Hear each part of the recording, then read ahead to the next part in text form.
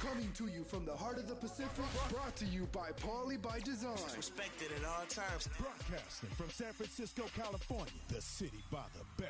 It's about to go down. We shine on positive Pacific Islander role models every Sunday. Party on a Sunday. From 10 a.m. to noon, it's time for the iconic Faika Podcast with your hosts, Listening to Naki and Carl.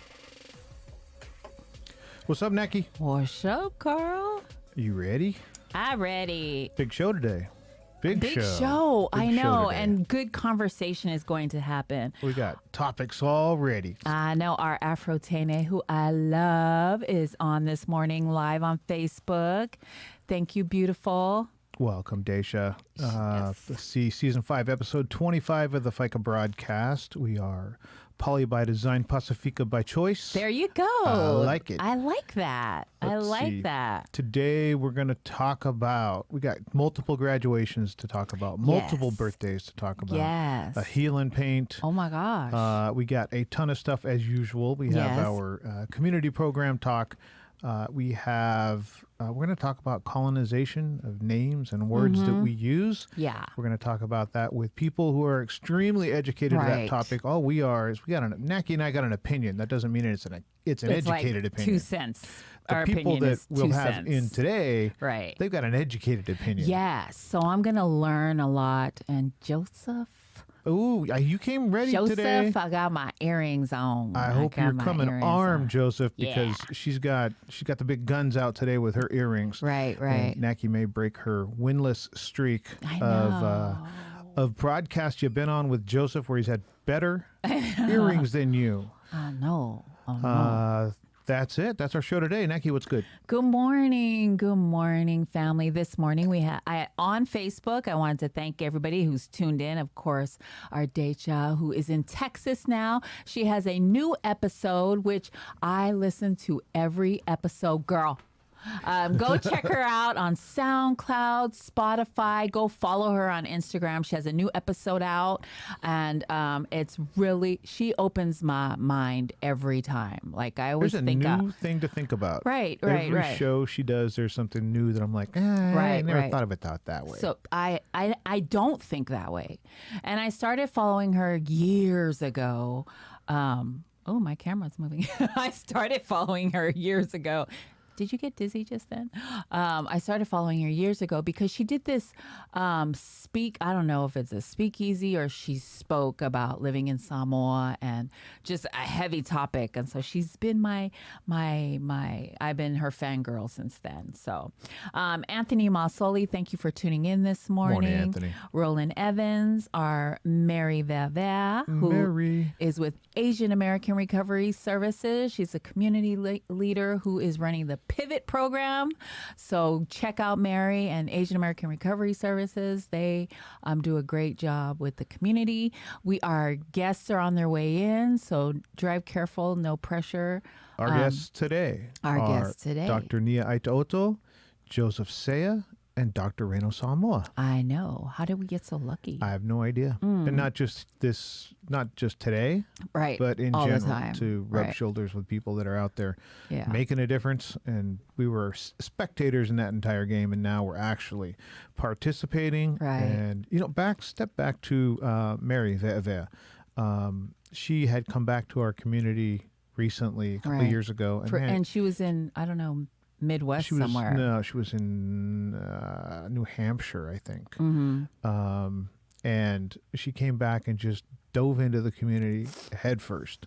Like, you could just tell she was itching to get involved with something. And then now when I hear that she's, facilitating a program and I see her on the Zoom calls, I'm so happy for Mary because you could tell she just wanted to get involved and engaged, and here she is. She's doing it. She's Good for doing her. it. So yeah, I love stories like that. I also love that the pandemic has brought so many people together. It's crazy, like bad shit has happened during the pandemic, but a lot of amazing good things have happened during the pandemic, and I like to focus on that because amazing. Like we're sitting in meetings with Dr. Nia and Dr. Samoa and Joseph and Malo. I mean, and tons of Tavai, tons and tons. Yeah. Alisi, you know, tons of people. And so I don't even know what I'm doing in those rooms, but I'm glad to be there. I learn every day. So this week, my check-in, it was our producer / executive director / I don't know, media guru. Right. Help desk. Yes. It was Mena's birthday yesterday, and so she turned 23. She's just a couple of years younger than me. And then Sisters, right? Yeah, sisters.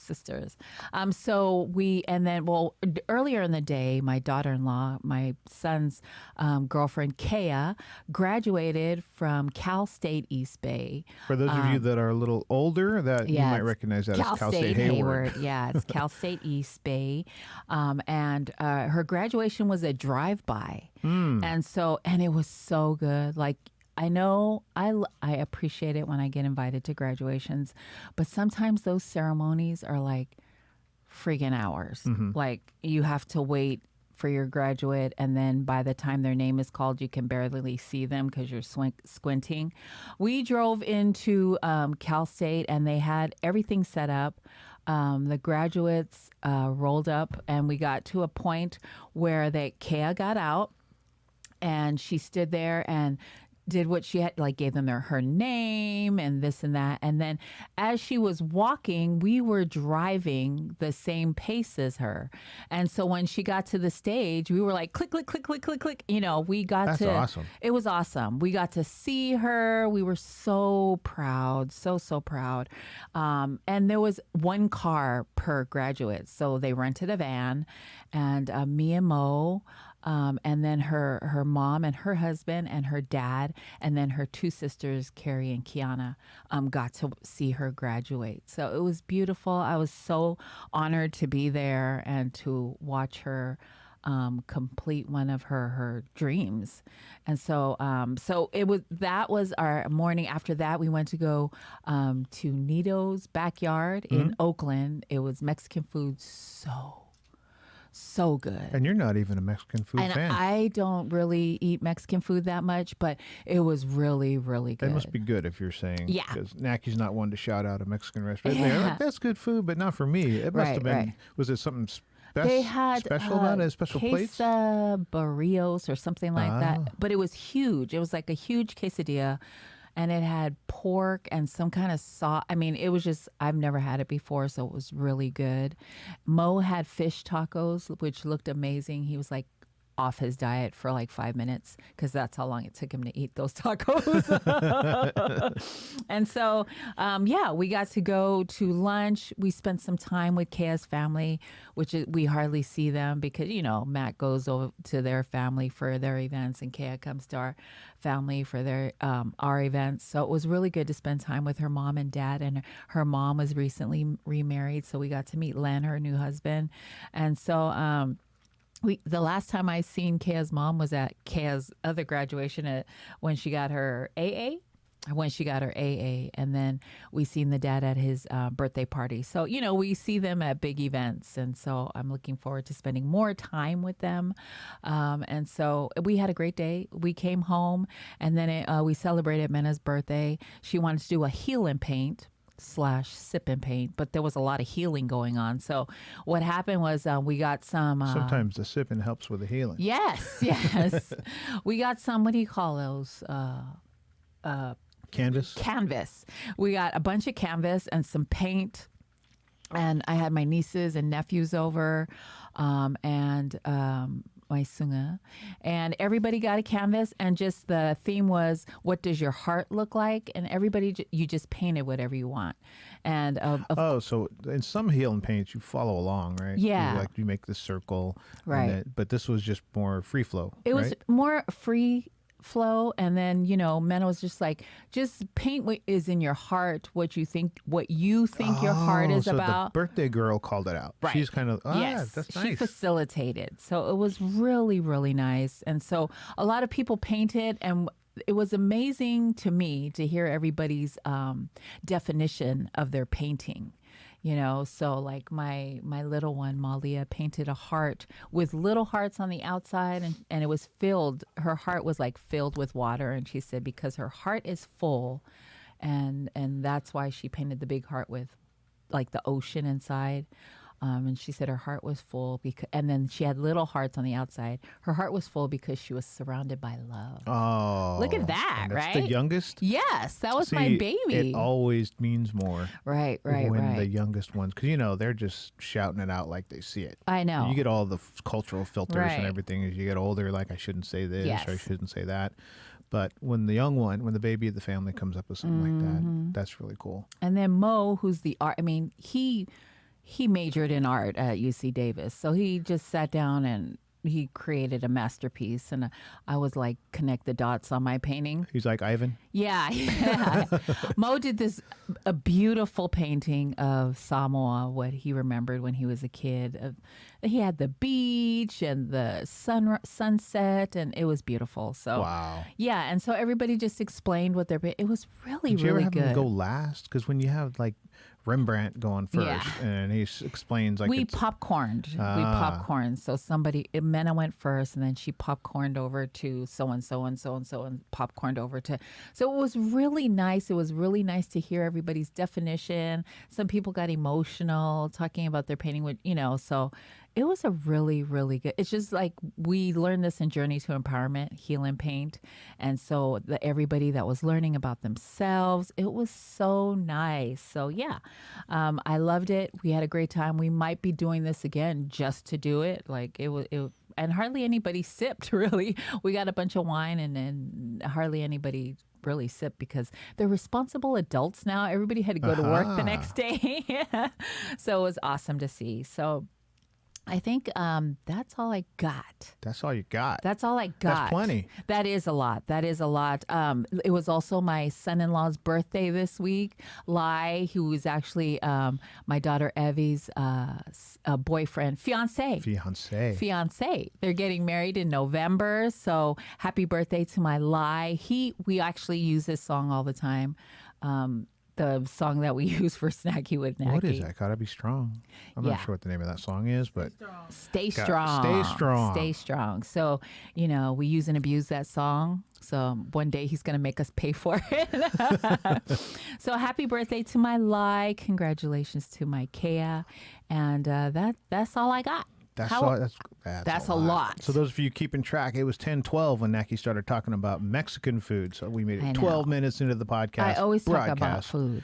before we talked about food. Well, I'm not done. I have tons of stuff to talk about. and then food. she ends with Snacky with Naki. So start with food, end with food. Yes, there you go. How was your week? My week was incredibly challenging. I've thought that I'm 4 weeks out of radiation. I really thought I had a week where I was pretty much like the walking days were normal. And then this week it just hit me like a wall. I ended up calling some experts and kind of asking around, and they're like, dude, it can take up to 180 days. It could take at least 90 days. Yeah. So the 15,000 step days are getting chopped to probably somewhere around 7,500. I got a couple of those big days in, and man, I paid for it. Tuesday, Wednesday, I did it, and then Thursday, all day Friday, I was like Wiped out. exhausted. So Yeah. I learned a little bit about recovery from radiation. You are looking for something up on the ceiling right now. you do too much. You do too much. I was gonna say something, but you don't listen. So I was like, oh, I'll just wait till he asks his doctor. I'll wait till he crashes. Fucker. And so through all that, my wife Nicole has been working on lays, and she is one of those who, if she doesn't know how to do it, she's going to go find how to do it. And man, she made some incredible lays for my daughter. And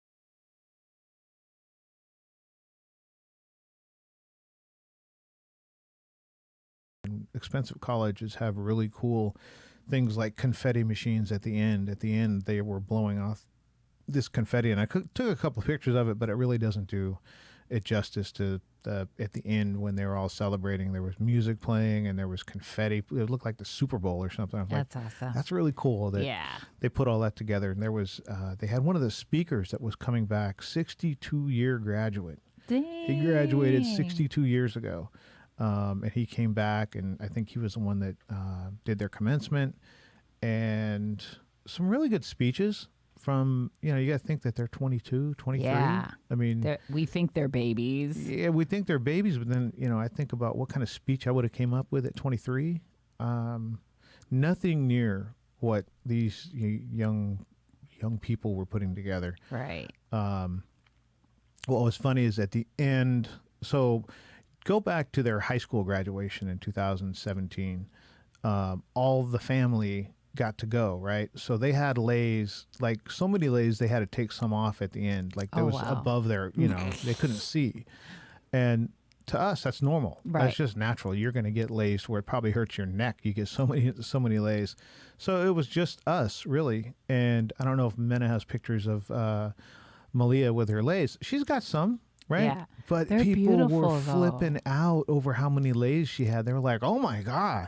Like, and her coach was just laughing, saying that it was so crazy how many lays she had. And Nicole and I were like, this is like not a lot of lays. Yeah. At all. Because high school, they were like, high school, couldn't breathe. Right. There was tons of them. But I was going to talk about that. So there is a huge connection between Menlo College and Hawaii.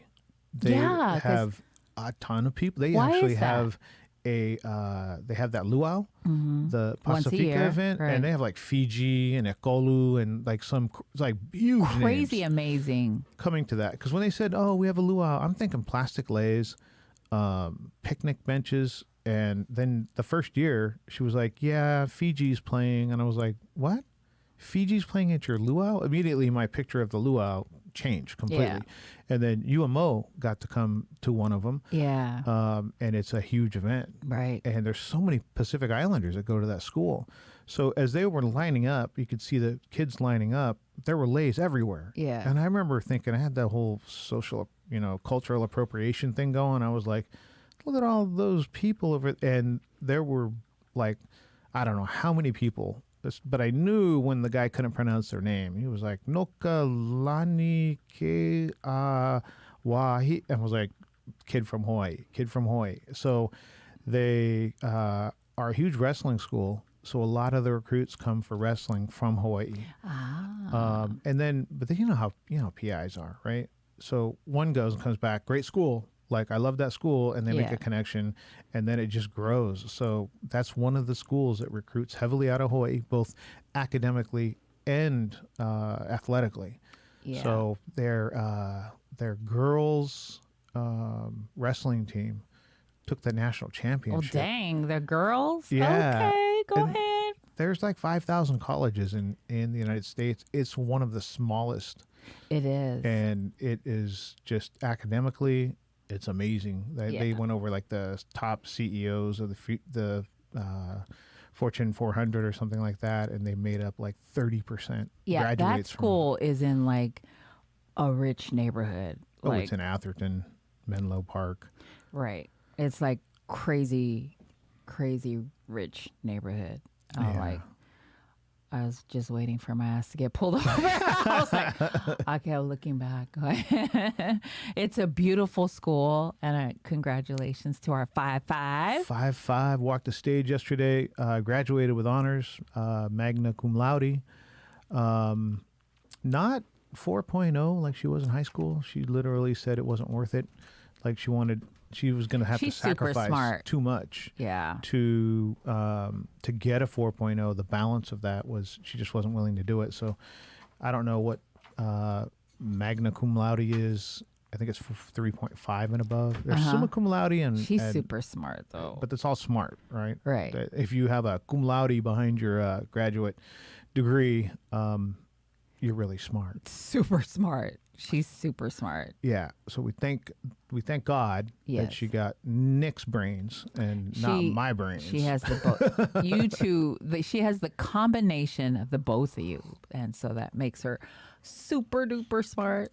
It's a crazy time. You know how it is. Yeah. Like you're proud of your babies, but at the same time, you're like, you're so independent. Yeah. Like, I'd like you to Slow it down. slow it down a little bit, but she doesn't have a huge, delineated plan where by this date this needs to happen and by this, but she does have a plan and she's moving forward with. I mean, she's 22 and she's a college graduate, out on the job market trying to find, what's going to help She's awesome. pay off those student loans. And it was a really great day, just being around the family, having the whole family back together. That feels nice. good. Yeah, the boys were there. Yeah. Yay. And she snuck them in. So this is a funny story. They only gave us 2 tickets. You only get 2 tickets, and it doesn't matter. Like if you're a triplet, you get 2 tickets. So of course, mom and dad are snatching those 2 up, but the boys are going to go because we're going to go hang out after. Right. So essentially, they're going to be driving around Atherton, or parked Until you're done. Until we're Yeah. done, right?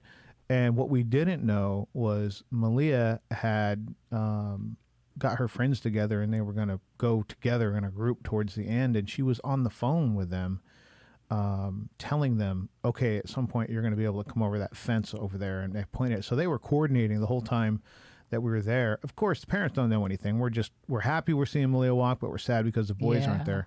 And then literally like 5 minutes before she walked, like we could see her at the bottom of the stage with her friends getting together. Ty comes over and like pops his head around us and is like, is it bad if I sit here? Because all the seats are assigned and we're like, whoa, what are you doing here? And then we found out after that they'd been on the phone the whole time, like trying to figure out how to get them in. And Malia, Malia's one of those get it done girls. Yeah. She figured out how to get her brothers in somehow. I heard Nainoa saying, yeah, I know that those people over there saw us, but they didn't say anything. And That's I was like, awesome. I don't want to know. Yeah. You got Keep me out in. of You got to it. see it. Yeah, I think your kids are really resourceful, and it's her siblings, so she's gonna figure out how to Right. get them in no matter what. So, She was going to sneak them into a dorm that overlooked the event. oh, nice. So if they weren't going to be able to get in, she was going to get them into the dorm and then get them up to the 3rd floor. Yeah. So that they could see. And again, mom and dad were just like, we don't want to know. Don't cause a scene. We don't want to know. Don't tell us. No look eye. No look eye. No look eye. We No don't look know. eye. No nothing. We know nothing. Yeah, so I think that's amazing. She's super smart. She really is a good kid. Young adult. Young adult. She's not a kid. She's a young adult. And so I'm proud of her. I wish I could have been there. Yeah. But everybody is like that, you Right. know. And I knew that, even Chaos, she had, The drive-by. it was a drive-by and one car. So, Isn't it pretty cool, though, that Oh my God, it was so good. they figured out a way? We always talk about this, that people will Figure figure out a way to celebrate and be happy Yes. and recognize people's accomplishments. And a year ago, right when Yeah. it started, we would have never known, like, how could we do this? Right. And now, like, it's still growing. I hadn't heard of that. I hadn't heard of that format that Kea did. It was really good though. And they too, the 2020 class of 2020 came and walked on the stage that they had set up there too. That's cool. I think because of the pandemic, remember, it was just going on last year. They didn't figure out how to, they were trying to figure out the pandemic first. And then this year they got a little time to figure out how can we celebrate these kids and be safe. Right. So I think it's an amazing, kudos to all the schools that had graduation and that the schools figure out how to celebrate everyone and how to bring them in to have them get their diplomas, be safe. And so, there you go. That's how we're going to do that. I think who I feel bad for is the high school kids Yes. that graduated in 2020. Yeah. Because I don't think high schools are letting high school graduates come back and graduate in 2021. But colleges are. Like when I had heard, because the kids were lining up, and it's a small school. So I was really wondering, like, how I'd never noticed that there would be this many people. It was because Right. it was a double graduating class. Yes. It was actually kids from 2020. Yeah, that's awesome. And there were also about, I don't know, there was about 50 kids that couldn't make it for whatever travel reasons, and a lot of them were Asian names. Right.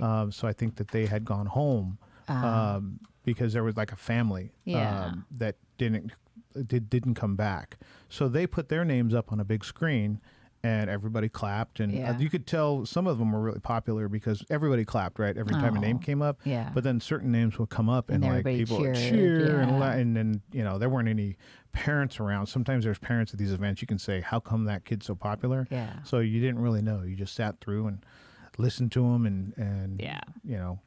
But it was cool. It was a good way to get it done. Yeah, it's awesome. So congratulations to our 5-5. We gonna break. I think we're gonna take a break. We're going to take a break, and then we'll be back after this song that is Oos Marley. The song is Bodega, which I love. I listen to it every day now. The clean version that Mena made for me. I was like, Mena, can you make a clean version? So she made a clean version of Bodega. There's software we'll talk about later. Yeah, yeah. That bleeps you as you talk. Oh, don't It's a bleep me. Naki button. Don't, It's a Nia button, too. Dr. Nia needs this button, too. So we'll be right back. You're listening to Oos Marley, Bodega. You're listening to the Faika Podcast.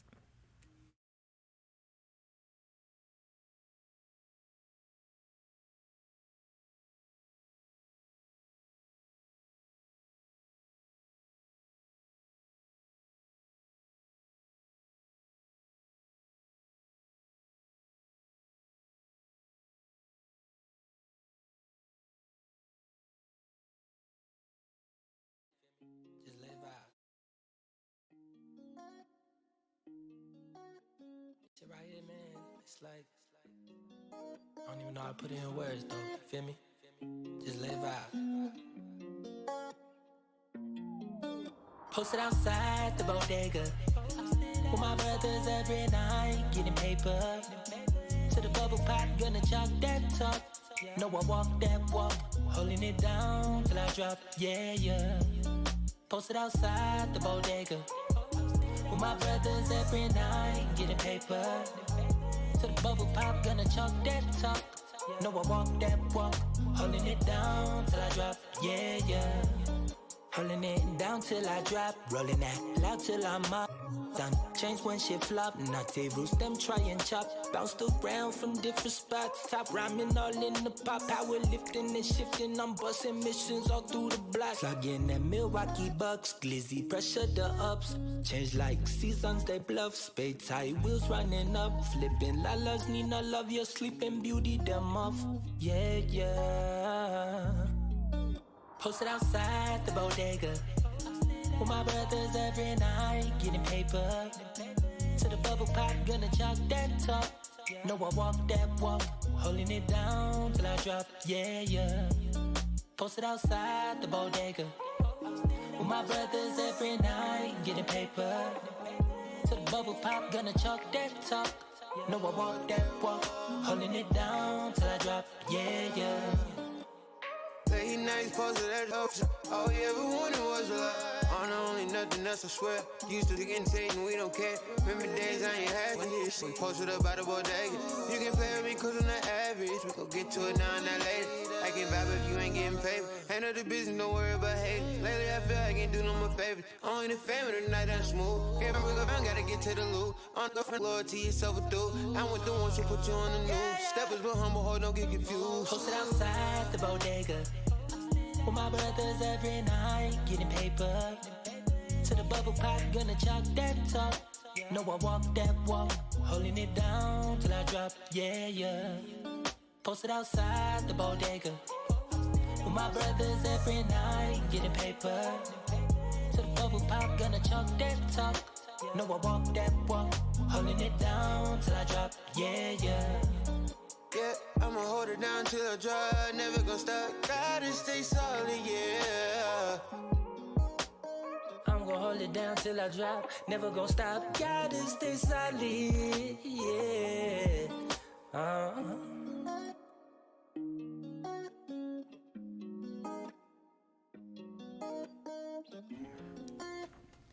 There you go. I love that song. The clean version. Then that's not the Naki version. Even though I can't ride with the hard version. That was Oos Marley with Bodega. Bay Area artist. Follow him on Spotify, SoundCloud, everything. Find him on Instagram. Go support your local Pacifica artist. Actually, any Pacifica artist. We're going to introduce I think we're going to introduce these amazing people who like intimidate the shit out of me. I'm like, oh, go get them. They're outside. And Joseph. That's how I say Joseph now. Joseph. It's like was it Seinfeld and Newman? Newman. Jerry. Joseph. Wow. So Yeah. how blessed are we? Like crazy. We talk about this every week, how amazing it is that we get to sit in Zoom meetings with you guys. And real quick, we're in the studio this morning. We have Dr. Nia Aitaoto, our professional in everything. You just ask her, she knows. Dr. Raynald Samoa, who is an epidemiologist. No, endocrinologist. Endocrinologist. It was an E. Damn it. Damn it. You knew he wasn't an electrician. Yeah. And I go, it's an E. It's an E. And then we have Mr. Joseph Seia. Joseph is king of all kings. He is Pikawa, the everything, and thanks to Joseph and his team, 71% of Pacific Islanders have been vaccinated in the state of Washington. King County. Hey, I'm trying to blow you up. Dang it. King County. Somebody's going to fact check it. Okay. If Joseph were in charge of the entire state, then all of Yes. Washington would say he's only in charge of King County. Thank you. King but of all that's kings. still crazy, amazing, like wonderful. So we got lucky because these guys are in the Bay Area, just hanging out together. Just together. So we're going to start with Dr. Nia. Dr. Nia, if you could scoot the mic over to, just tell us a little bit about yourself. I know you hate this. I know you hate this, but go, girl. Okay, I'm Nia Aitaoto. My day job, I totally forgot I had a day job. I know. And ever since COVID-19, I'm an associate professor at the University of Utah College of Health and their School of Medicine. So I do a lot of public health work. But my other job is I work in the U.S. Pacific, Hawaii, and intercontinental U.S., provide training and technical assistance, anything around public health and things. So when COVID-19 hit, I pivot all of my work to help Pacific Islander communities to do work in COVID-19 because I got a call from Dr. Ray Samoa. Of course. Like, hey, sis. So he got the call, right? It's like, hey, sis, we need to get our people together and all that. I say, I'm on it. You don't even have to say, right? You're just saying, I'm on it. What do you want? And then we start calling people in, and that's how all of us came together. So with that, I'll talk more about that later on. But with that note, I think it's an easy time to transition over. We have 3 people and 2 mics. So if you can grab that mic and pull it all the way next to yourself when you speak, there are people out there that are like, I want to hear. I think actually Dr. Samoa passed it to Joseph. So go ahead and grab that mic over to yourself. There you go.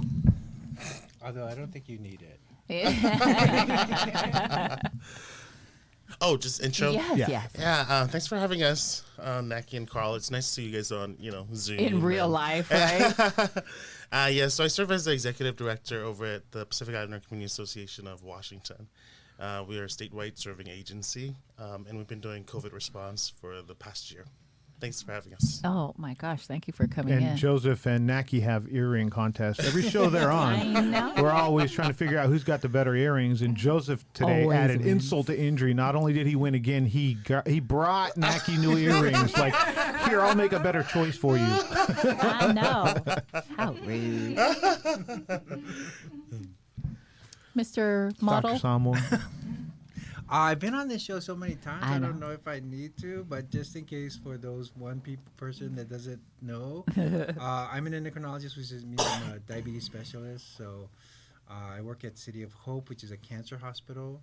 Most of my work is in the connection between diabetes, cancer, chronic disease. And so because that's been plaguing our people for so long, the infrastructure to deal with that, with Nia, and how, we can't do this without community presence. Right. So Joseph, all came together to form this response team. It was basically what Pacific Islanders do. I threw out the net. Anybody that has, that I knew does any work or that I trust, care about our community. I told, asked them to come join us. We didn't have any money. We didn't have nothing. We barely had a name, and everyone responded. And, we lost a lot in the pandemic. Yeah. But one of the things we gained was this, beautiful structuring of how we can support each other during this work. Right. Because community work is tough, Yeah. And so it's good to know that we can share that space and support each other, and heal for those wounds that we self-inflict sometimes. I think it's amazing, though, that because of the pandemic, and I think you hear me say it a million times, that because of the pandemic, like our community, not just Samoans, not just Tongans, not just Palauans, everyone got together in one group to figure out how are we going to save us, because nobody else is going to save us. And I think I've got that from you guys, that only we can save ourselves. So I love that happened. I love that because that started, I've met so many amazing people. We've connected with so many people. We've lost amazing people. And so we've all mourned together. We've all laughed together. We've all compared earrings together. But a lot of the work that has come out, we've saved, not me, but before I get that out, when this all started, isn't it really Raynald called and voluntold you? Because did he say, we're at this group, I need you to be here at this time, with this space? That's how it happened with me, though. So I'm just saying.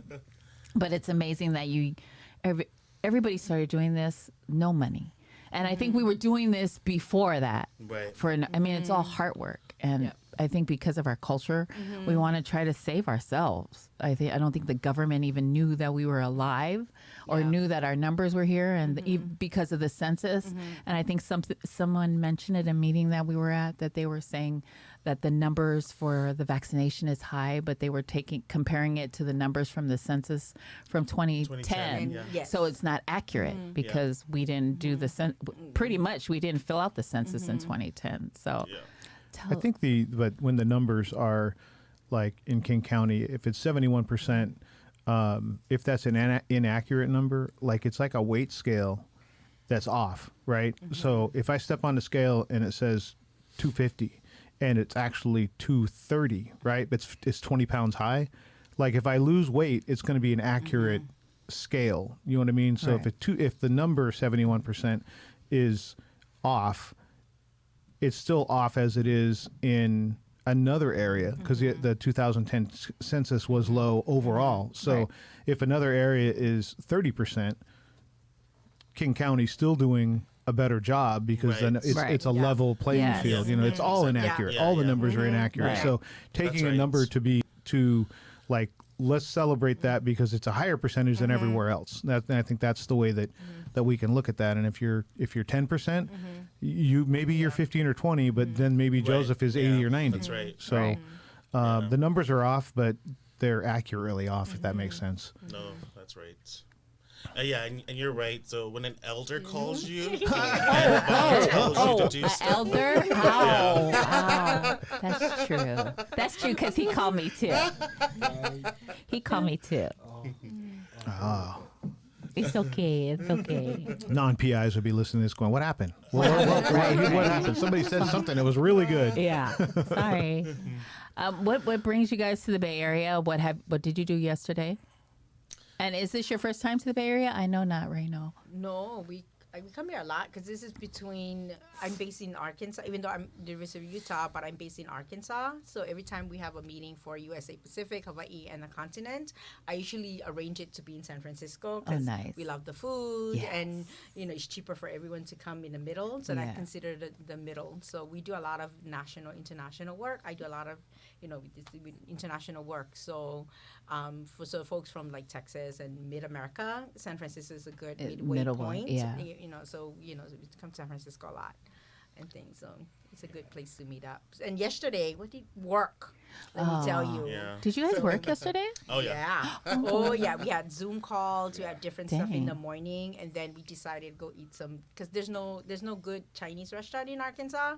So I was like, oh my gosh. Did you guys find one here? Oh, yes. They had many. the lamb bone marrow thing that we loved, right, my Joseph? gosh, it was so we killed that again Royal and again Royal and again. Palace plug right there. Yeah. Ooh. So the food was good. And then we did that. And also, like, there's no Samoan restaurants or food store, like a grocery store in Arkansas. So we went to Polynesian Luau by Cow Palace or something like that. So I gotta get bongos to like a wahoo. So the basic Did you get all? stuff. Yeah. So It's I got expensive that. though, Yeah. but it's kind of worth it. Worth it because I haven't been to Hawaii in a while. Because I usually travel to Hawaii in the Pacific all the time for work.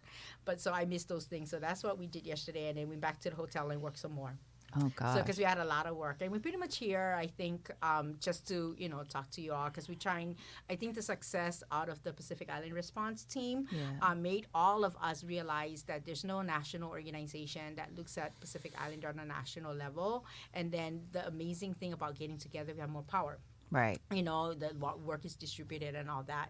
So we're now, let's figure out how to do that. Because we were in Oregon last week. Yeah. So we're trying to do things like that. And there's a lot of other funding opportunities are coming up. I know there's every week now there is a grant due. And that's pretty much what I did yesterday and then this morning. So it is much easier if you go talk to people face to face, right? Yeah. I think it's in our culture, right? Because since COVID-19, we all met for the first time, but we all met through Zoom, right? And to me, I do a lot of face to face, even the U.S. Pacific, because I go there every month to one of the jurisdiction, Hawaii, so I do a lot of travel. And I think the reason why we've been successful is because of the face-to-face conversation. Yeah. Easy to shoot your email, right? Yeah. And then, but that's just Nia Aitaoto, all that kind of stuff. So we wanted to do that. Plus, and there's a lot of infrastructure building because we're, by consensus, the group want to form like this national organization of like National Association of Organizations. So Joseph and I were trying to come up with the, what is the name so we can propose it to the group, right? Because eventually we have to, any response team to a pandemic or even an epidemic, it will go away eventually, even though it feels like it's never ever going to go away. But we don't want to lose all of that togetherness, all the work that we together, the momentum and all that since we got together. So, we do our Thursday night call every Thursday, the work group leads and all that. So the group decided, hey, let's just start pivot, let's just transition versus like, oh, that's done. And then we go back to our corners of the world. Why don't we just work together and then move it to a national organization? And then since Joseph had nothing to do all day, every day, we just gonna like, Joseph, like, it's good to be the youngest, I guess. So we're like, Joseph, let's get that with Malo and things like that, and then with Fahina Pasi. So kudos to everybody. So it's not just us, like, oh, let's just do an organization. Actually, we have a strong representation from the U.S. So it's Melissa Leilan out of Arkansas. That's where I'm at. Northwest Arkansas, Marshall, Josie, we are Chianya, Joseph, and then Manu Malo. Lima, right? Out of Oregon, and then Fahina Pasi out of the National Tongan American Society. You guys up here. We also have doing the response team. We also have Cowan, Young, and Nat and Tawa and Natalie up here and things like that. And everybody's so busy with their work. Right. But then there's a group that decided that no, it's worth our while to do the national organization. So my role is trying to figure out how to bring resources to that. So, and then I think that's what the discussion is all about because I'm a grant writer also. I don't know. I love writing amazing grant writer. So I like to write grants and get resources for communities, right? So in order for us to... expect you to get a lot of emails. I know. So there's an apology. You said that out loud. So I'm going to apology up front because I'm going to send a lot of requests, but I can write a better grant if I know what you want. You know what I mean? I don't want to write stuff like, what I want, right? So, it's good to meet with people and say, hey, I'm going to, write your email. Can you respond back or whatever? But start having that planning right now. So it's not like the grant is due and then, make up stuff and submit. Yeah. I want to talk like way up front. What do you want? And then incorporate that in. And that's why we actually, that was our discussion when we were in Oregon. And so Joseph drove down to Oregon, and then Sherry from Papa'ololokahi, that's another group that's in with us, the Native Hawaiian Healthcare System. She flew in from Hawaii, and things like that. And I flew in and just talk about the 3 states, how we can work together, especially Native Hawaiians that are in Oregon and Washington. And that, when we were there, it kind of like, okay, who else that we need to engage? And I feel like media, because I'm in health communication also. That's my other thing, right? I love health communication. A lot of my research is around health communication.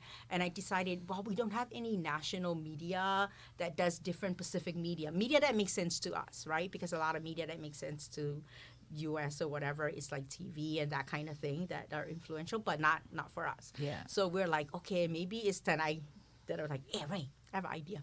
So why don't we go to San Francisco and just talk to Carl and Naki about, what are, because we also don't want to like volunteer you guys for all stuff. And you're like, that's not my, you just be nice and say yes, and things like that. Let's just see what they want, what they, so, and let's do it face to face, early on, so that we communicate. It's easier for us to have that conversation. So that's why we're here. It's just figure that out. And then there's other HHS grant that are coming up, that's due on Tuesday. We had that call. So there's so many grant opportunity because of COVID-19. Yes. But instead of us just getting the grant and burn it, right? Oh, we get the money and burn it. The whole idea is to build that infrastructure. Exactly. So whether it's a local infrastructure for Washington, Oregon, Arkansas, Utah, and in California, whatever, but also use that money to build a national infrastructure. Yeah. So beyond paid this is staff. their paid staff. Pay Pacific Islanders Because to we do were it. all, Yeah. People volunteer. get paid? Yeah. yeah. You got some high class, Yes. high technical technical skill. Because volunteer, I the want to see reason, the receipts, Timena. Yeah. Yeah, and the reason why we were late today is because we had a volunteer navigator Yeah. that was like whatever. That was unpaid, but there was a lot of criticism of the Oh. volunteer navigator. I was like, All duly so, though. Yeah. And we know we're already on this road. We're supposed to go over there. Yeah. It's like, I think that's one of and the we can things fire him. that we have said to a lot of the regional teams in Koviki Talk is what do we think is the big thing that comes out of this? And a lot of those things are more regional, and they should be, right? They're community-based organizations with a specific community where they're at that they serve. But having national minded people on the show today, it's one of the things that I kind of wanted to ask the panel is what is the big thing that comes out of COVID that we can take forward as a people? And kind of to Dr. Nia's point that, hey, when COVID goes away, do we all kind of shrink back and go into our, and then all come out and rally up and do it again? Or do we hold the ground that we've gained and build on top of the ground that we have, or do we seed it backwards? So, Dr. Samoa, can you talk a little bit about what you think the biggest thing that the Pacific Islander community can gain coming out of COVID? Sure. So, we just did a survey. Nia and I was involved with a group that was charged by Congress to do a sort of needs assessment of communities of color regarding COVID. And one of the things we found out was there's a large percentage of Pacific Islanders that are hesitant to get the vaccine. In between 25 and 44, about 43 or 48% of the respondents are not going to get are likely not going to get the vaccine, right? And so why does that matter to the to the rest of the country? Because like 43% of those that age group are essential workers, and so that causes a problem with the country that's trying to immunize at least 70% of people. And so if you have people that have constant contact with the public not getting immunized, you're going to have a problem trying to reach herd immunity, which is the national strategy. So we understand that we have like a rare opportunity where people are going to look and care about what's happening to us. And what we found out early in the work that we were doing is that things sucked for us. You know, our education attainments are low.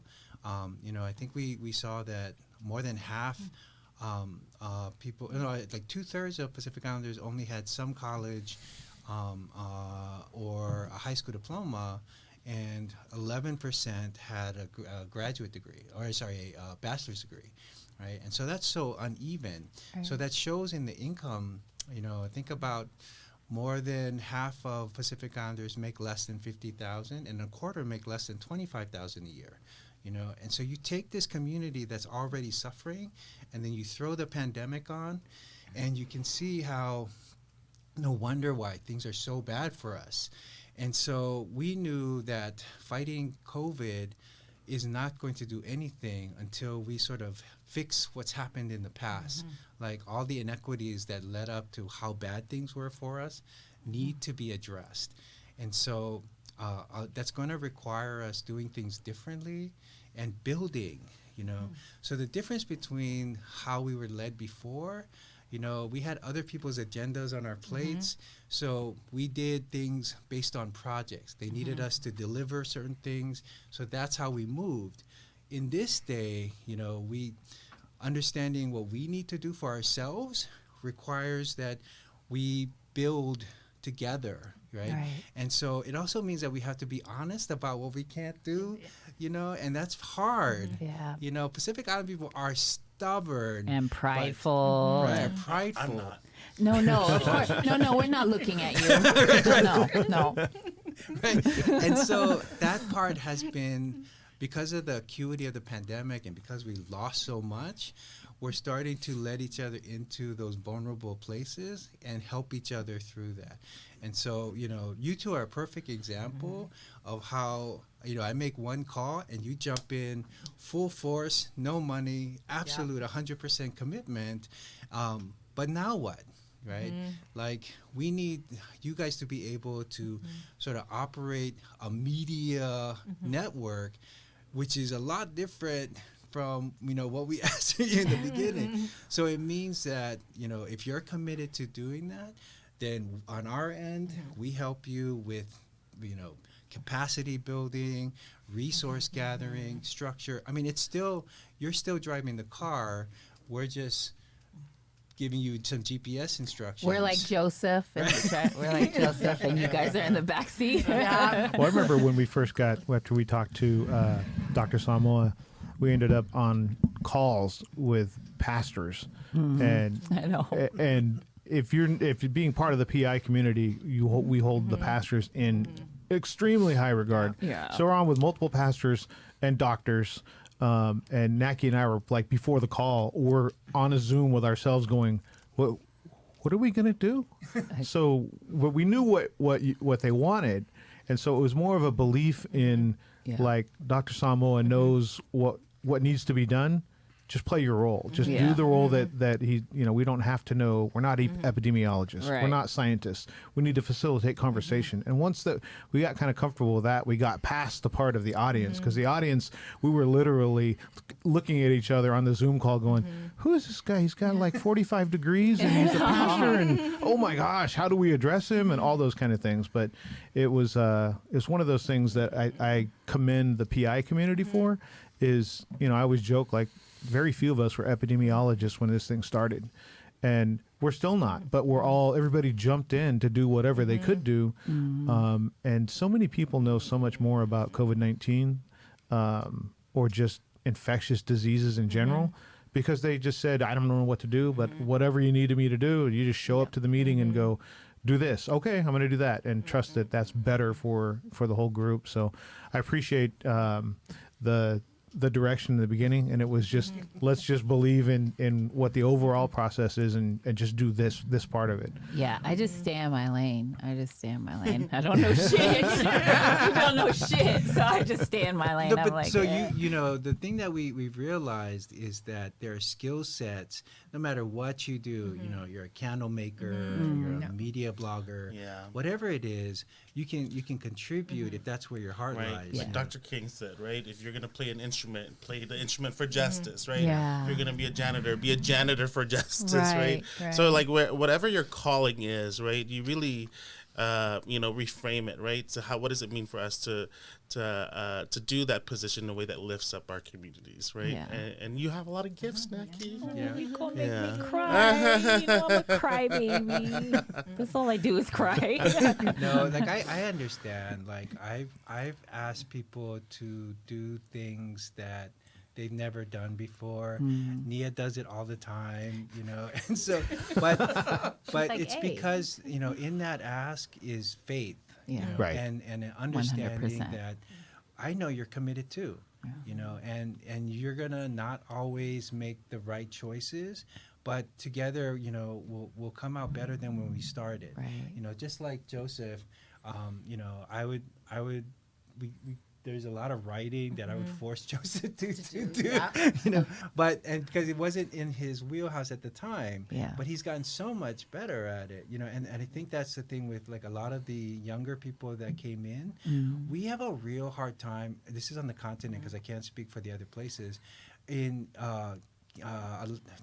nurturing our youth to do work, and it's, I don't know where it's come from, but a lot of the obstacles comes from not, having a clear idea of what you're trying to do together.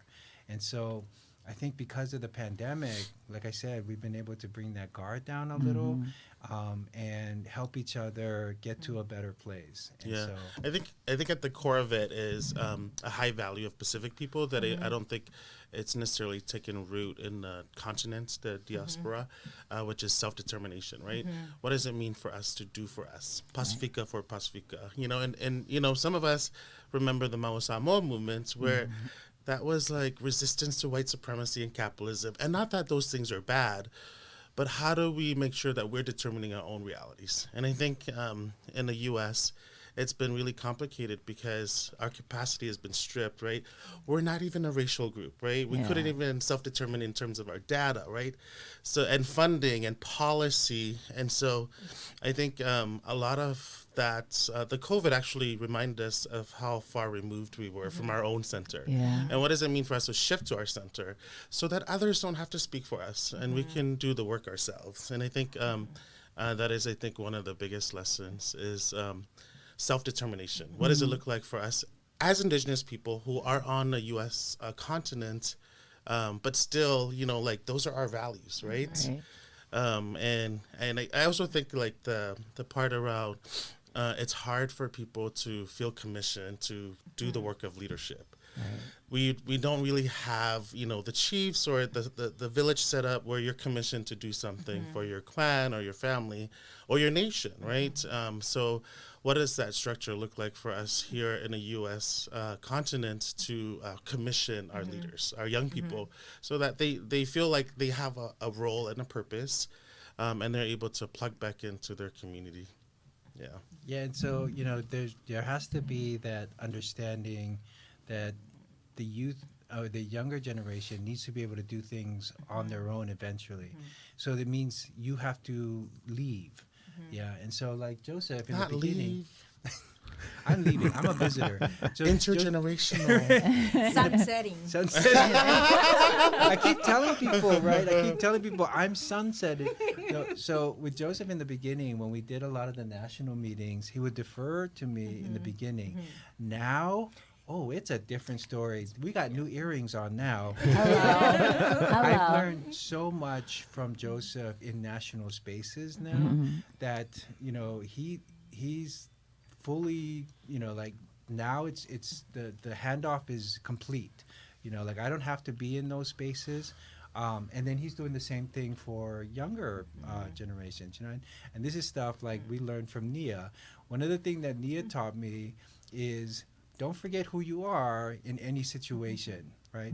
Because sometimes you get lost in the lights and titles, and you're in spaces where, especially with like, I can speak from the Samoan point of view, where there's a lot of fa'alo, where you humble yourself, and that's not the place for that. Exactly.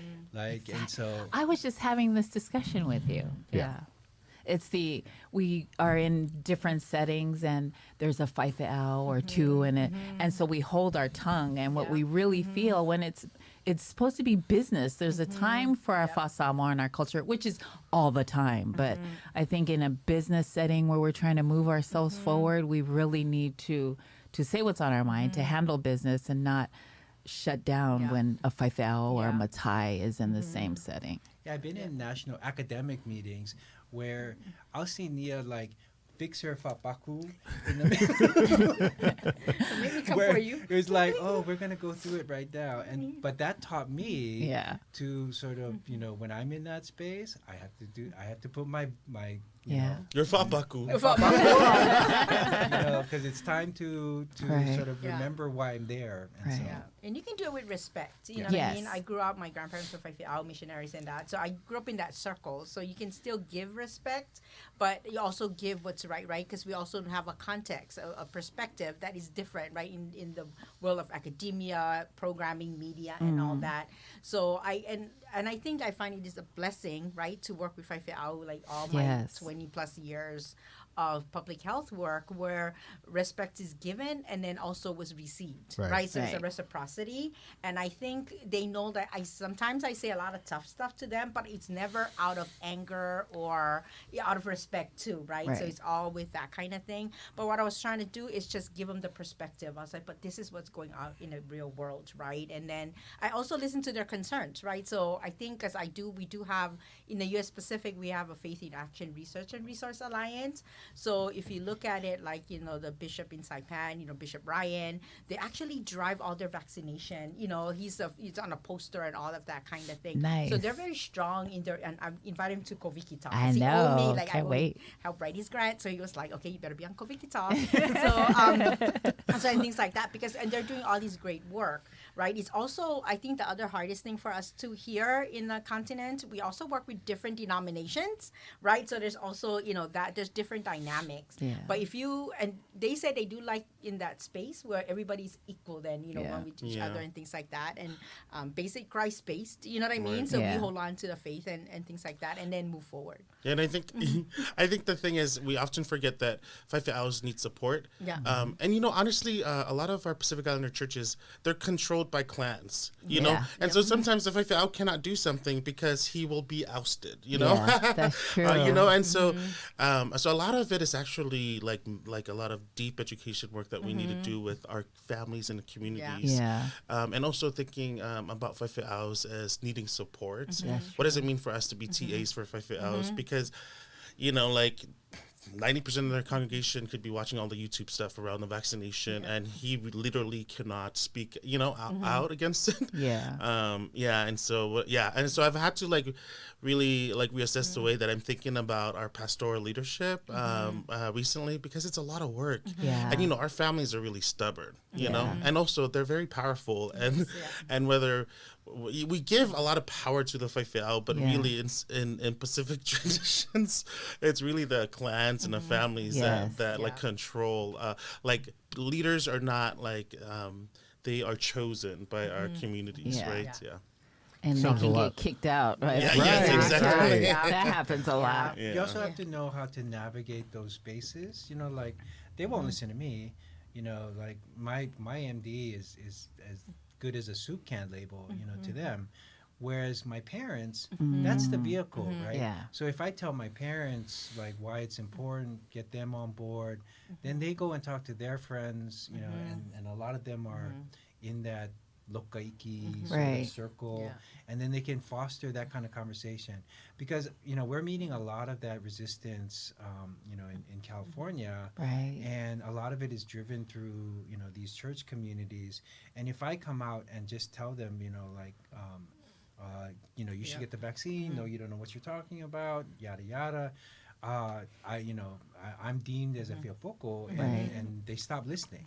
But you know, if my parents just sort of like hang out with their friends and bring it up casually in conversation, then they can hear it, you know, like, and so that's the thing that we're trying to navigate, that is, you know, takes time, Yeah. And I think the other thing we navigate is not just Samoans or Polynesian, right? Yeah, So yeah, on that's a right. national, so there's multi-layered. So I think even the way that we're trying to form now, everyone wants a national organization.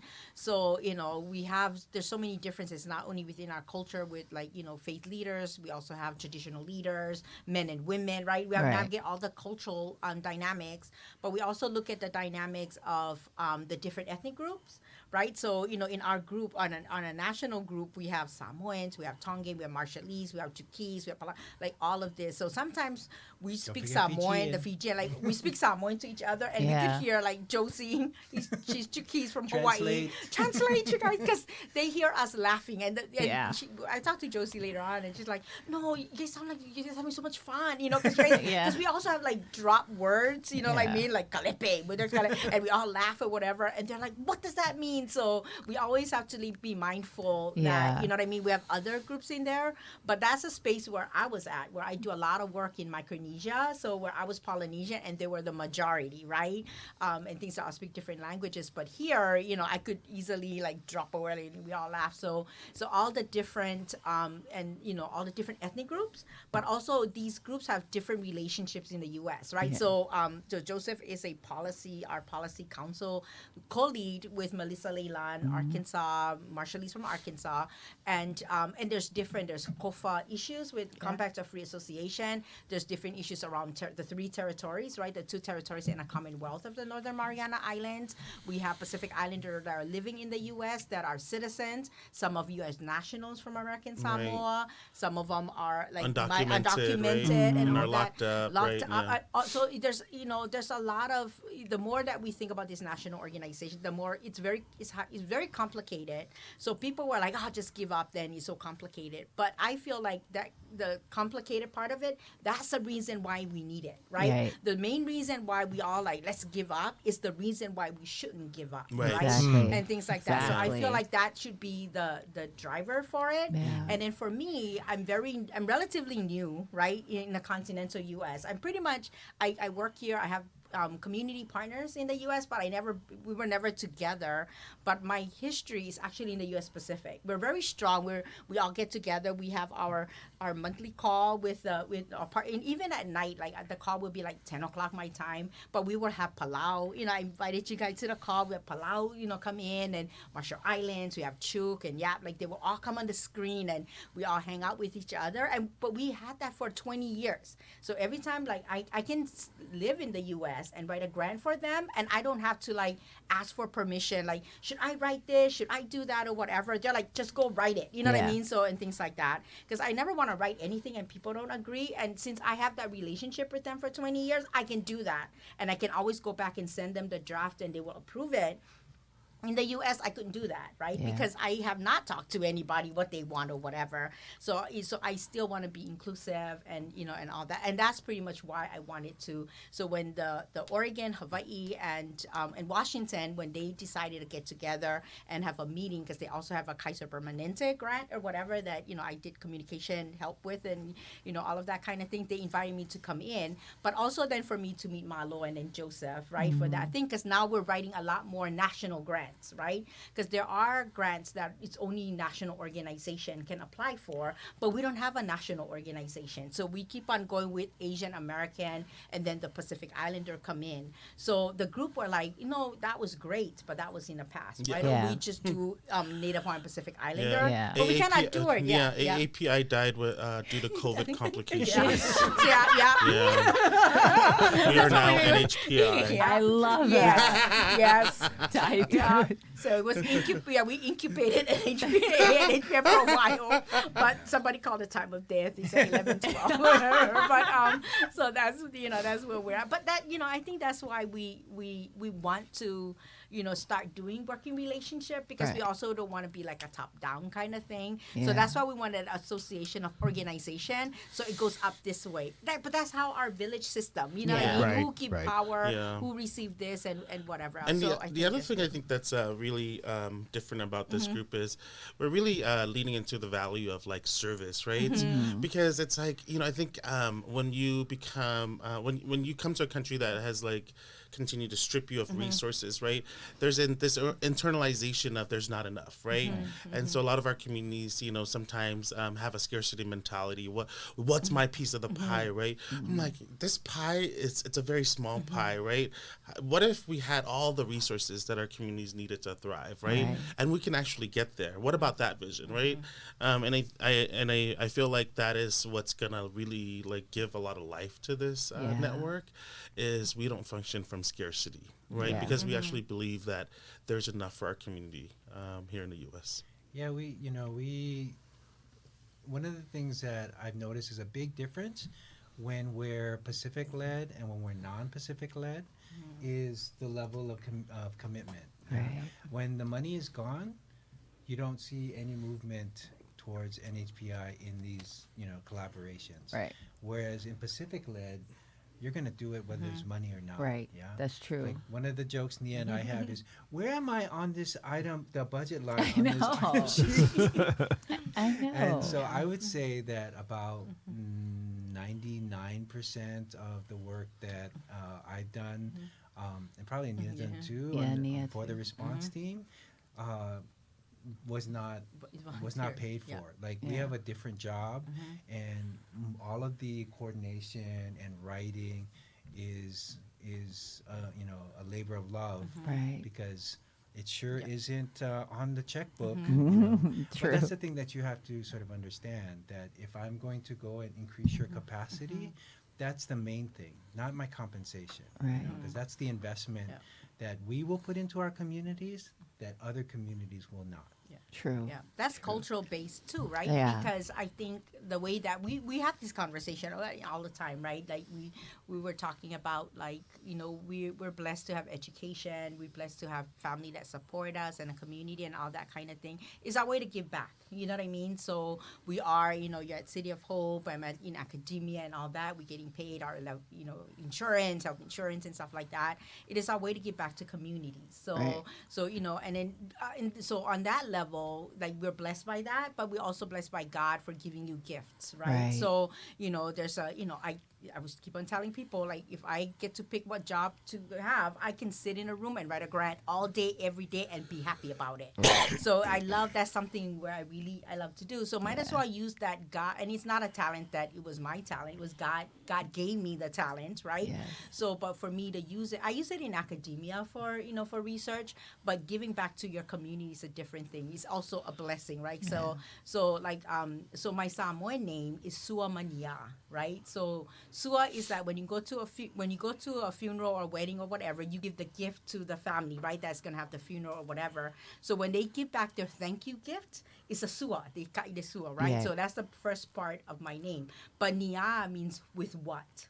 Right? So when I was growing up, I was reminded somebody gave me a gift. So my whole life, I got to see Suomania, what is your gift to give back, Oh my right? God, So that's that and it was beautiful. a long Samoan name or whatever. So, I know, like, we shorten to Nia. But then when I'm on the phone and say, may I speak to Nia? I was like, oh, they're going to ask for money because it's probably not there. That's the only people know how to pronounce Suomania, right? So Nia. But it is. That's my full name, and things like that. And then Nia is. But even though, in academia, whatever, I always remember that there's something that I have to give back. So on a personal level. But I'm also spiritual, Christianity, that God gave you gift to give back, right? So, with that, and I think in this kind of work, Yes. that's what we do, right? So people are like, why did I say no, just do it like that, Yeah. even with the Corey Grant, right? I was like, all that kind of thing. So it's good to give back because and it's biblical too, right? Whatever you give, you're gonna get multiple back. And our Right. drive here, Blessings, yeah. we talk We say about that that. all the time. Joseph Yes. said that in the car, and Joseph's like, don't hoard stuff, give it away, Yes.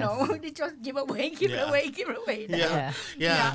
Because it's like, I think when you hoard, you're operating from scarcity. Yeah. So it's like, it's a different, like you invite a different energy Yeah. into your life when you actually give out. Yes. Give, Yes. Yeah. We Joseph believe is that too. Scottish, right? Don't reveal. Don't reveal. Nah, cut that out. That's cut a that out. different Faika podcast. You're gonna need the entire 2 hours. That is worthy of a 2-hour podcast on that story right there. Yeah. Joseph just did some research on his family tree, which is just unbelievably entertaining. Yes. But that's for another time. Yeah. We could have a whole show on genealogy. I'm interested Yes. in that. Let's just say I Genealogy. have a great grandfather who is Scottish. Oh, wow. From Walla Walla. And I found a whole lot of stories about Yeah. his journey. Oh my God. Yeah, we should do like 23andMe and Ancestry.com, like Yeah. what happened when you found out and things like that, because we know a lot of stories that Yeah. were revealed that 'Cause that's how we found Carl. He Yeah. did 23andMe. Yeah. Oh, really? Yeah. Wow. Yeah. I He had was, he was adopted. I had Yep. cancer, and I got diagnosed with cancer and prostate cancer. So I wanted to get all the information I could get from my boys, so they could be educated as to how to manage a lifestyle that makes you less likely to contract prostate cancer. So I did 23andMe to get that information, and I was 46 at the time. Wow. And I always tell the story of I just got done with chemotherapy, 6 months of chemotherapy, so I was going to bed at like 7:30, and so I go to bed at 7:30, and then I hear like the wheels on my wife's chair roll back, and then I hear like running down the hall, and she bursts through the door, and she's like, I'm 0.1 Oceania. So her results came back, and so she was joking like I'm Pacific Islander, 0.1%. So we got a good laugh out of that. She goes back out, and I turn out the lights at 7:30, which it doesn't even make it dark at that point. And exact same thing. I hear the wheels come back. I hear her running down the hallway, and I was like, what joke is she going to come up with now? She comes flying through the door, and she's like, we found your first cousin. And I'd never spoken to my biological family, and it was Gina Apelu Manuleleua in Vegas. Yeah. We're cousins. That's my last name, Manuleleua. We'll connect. Wow. So that was for 46 years. When I moved to Hawaii, I was searching for my family, searching for my family in the Bay Area. Hired a private investigator in '96. Just couldn't turn anything over, and that was Sunday night. On Tuesday, I talked to my cousin in Vegas on the phone.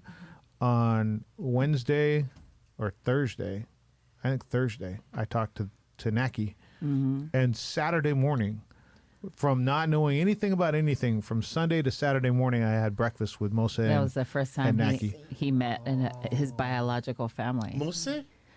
I have an uncle.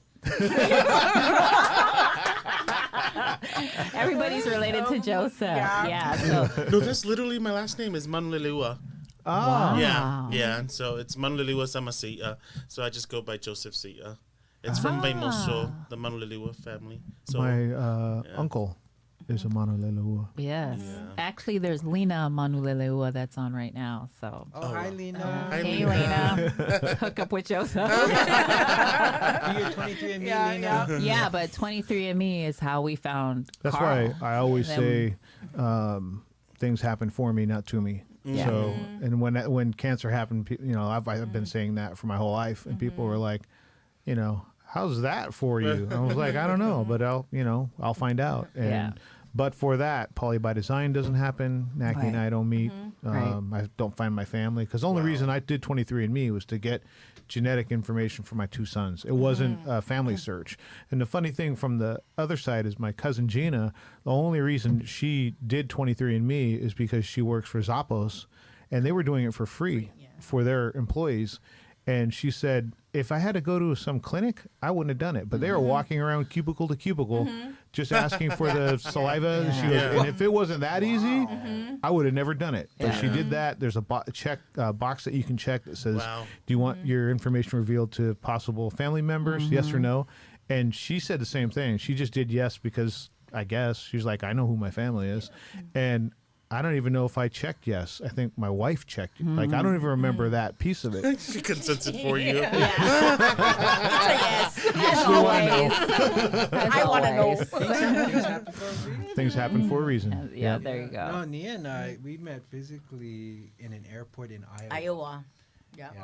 She was Whoa. going to. I was in Turkey. I was in Istanbul, and on my way back, and then you went to. Nobody flies more than Nia Aitaoto. I believe it. I believe flight it. attendants fly as much as but so and my in-laws live in Dubuque, and so it was one of those weird like holiday things where we were crossing paths. Did you guys know each other at all before that? We got introduced by email. Yeah, we'd talk on and like they said, work. hey, I'm in Iowa. I was like, hey, I'm going to Iowa, and then it's been nothing but slave labor ever since. People telling me because I assign. My other belief is like a lot of people don't know they have hidden talents until you wake it up.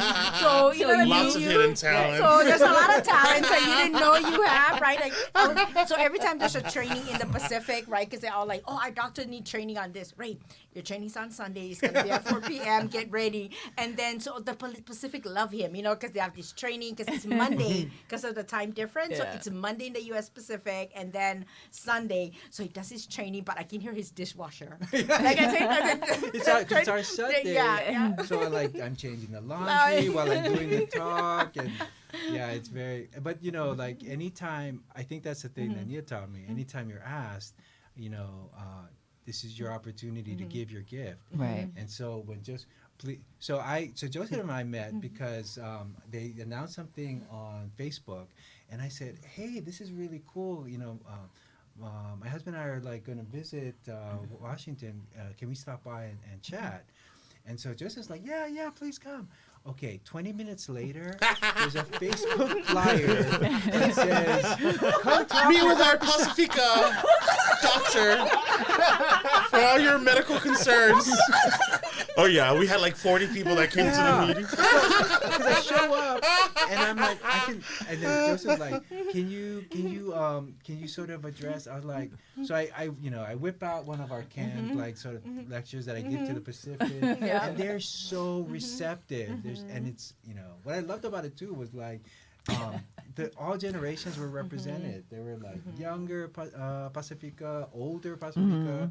But it was a beautiful thing. And so, and then that's awesome. Then after that, you're like, let me see what other uses I can do. Doctor. Let me see what he does. Does he have any hobby? Can he show how to fold laundry? You know what I mean? Like what else he can teach? And then I found out he's from Tacoma, and I'm like, I'm feeling a certain type of way. I'm like, why did he go to California? There's a lot of sick islanders in Washington. I'm like irritated. I'm like, why are you in California? But it goes both ways. It goes both ways because as soon as we connected. Joseph, there's so many things that we started doing together. And so I think we were supposed to have the Pacifica Summit. So we planned this beautiful summit, and it was not easy at all. Yeah, so Ray had this vision, and then he's like, Joseph, coordinate it. So I'm like, Joseph, Nia. I showed up. There was no summit, but I was at the hotel. It was right at the right when so it was March, supposed to be March 13th. It was the exact day that everything was canceled. Like you couldn't do any more gatherings to the day. And so I was like literally praying every day, please let my summit happen. And we had like 400 people signed up and all the presenters. And then sure enough, I got the call from the college. Everything is canceled. I flew in because I was in the Pacific. I flew into Seattle so I can go back to Utah. I was in Utah at that time, so I went there. The day was canceled, so I got a massage. But it was canceled. But the California crew, PK Thompson they showed up, and Maylin, they still showed up. So I'm like, oh, I guess we're keeping the Airbnb. To house our Cali folks. My husband said no. Like I was right about to go to the airport. Because I was like, where are you? I'm here. You're not going. And then luckily I didn't because literally the next day I caught COVID. Oh, wow. Oh, I remember that too. And COVID was first introduced into Washington. And so here we are supposed to have the Pacifica Summit in King County, and then the epicenter, right? The two cases came out, And I still was gonna go. I was like, I I have to, and then things Yeah. happen for a reason. Right. I was like, I was in China during bird flu. It's like, I'm coming. Yeah. It's like it was there. Yeah. So, but I love the stories that we're telling because it's all interwoven, right? You know what I mean? Yeah. Like people like, oh, Ray, come do this. And we had a training in the Marshall Islands. I say, Ray, get on the plane. You got to go to Majuro. Get on a plane. You got to go to Chuk, right? But then when they Nice. finally meet like the participant that you've been seeing on Zoom, right, for years and whatever, So else, nice. they were so like touched. They were like, oh, you're like the king Yes. that you are. I never They sing at danced you so at the much. airport. Yes. Oh, it's so beautiful. You come off the plane and then people are singing. You're like looking around, seeing who they're singing to. It was very sweet. Aw. And what I loved about like going to those islands is the connectedness of our ocean. And so there's a lot of when we come to the U.S. for some reason our differences are larger than our common homes. And when I go back there, I realize, okay, there's a connection that we have to maintain, even if we come to the U.S. Right. And so Yeah, we represent Samoa. So, because they usually, when we have like farewell parties or whatever, they will have talent show where all the Oh, I different remember you were islands come telling and me, do their yeah. talent. For the longest time, I'm the only Samoan they know. So I was like, skip, I never whatever. danced so much in my life.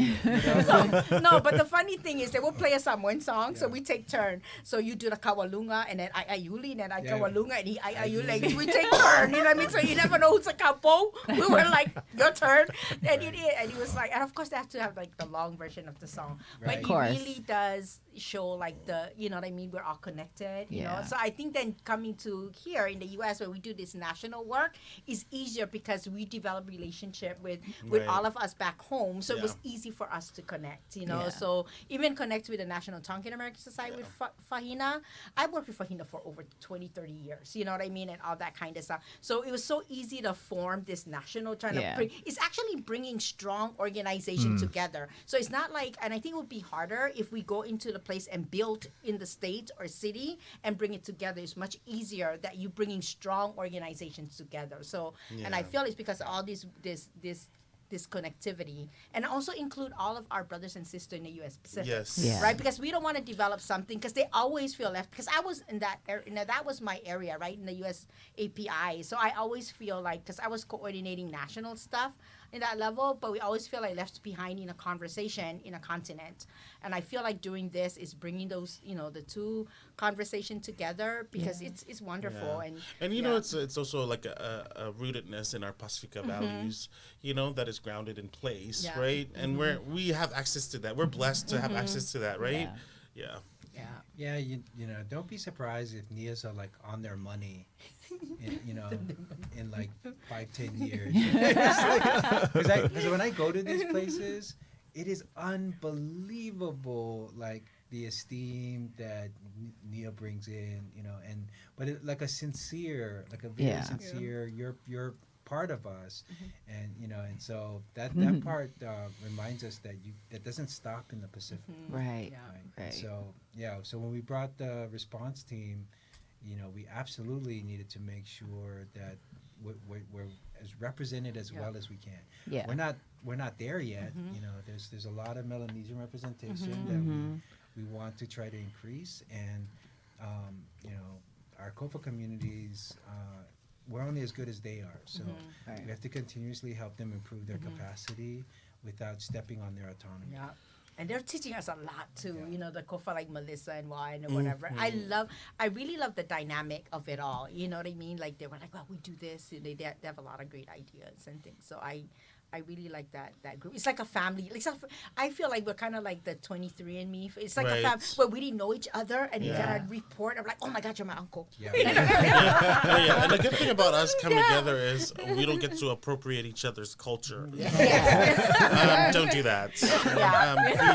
We have real people from those islands here. We have an Don't do appropriation that. police that we're here. Stop doing the haka. Yeah.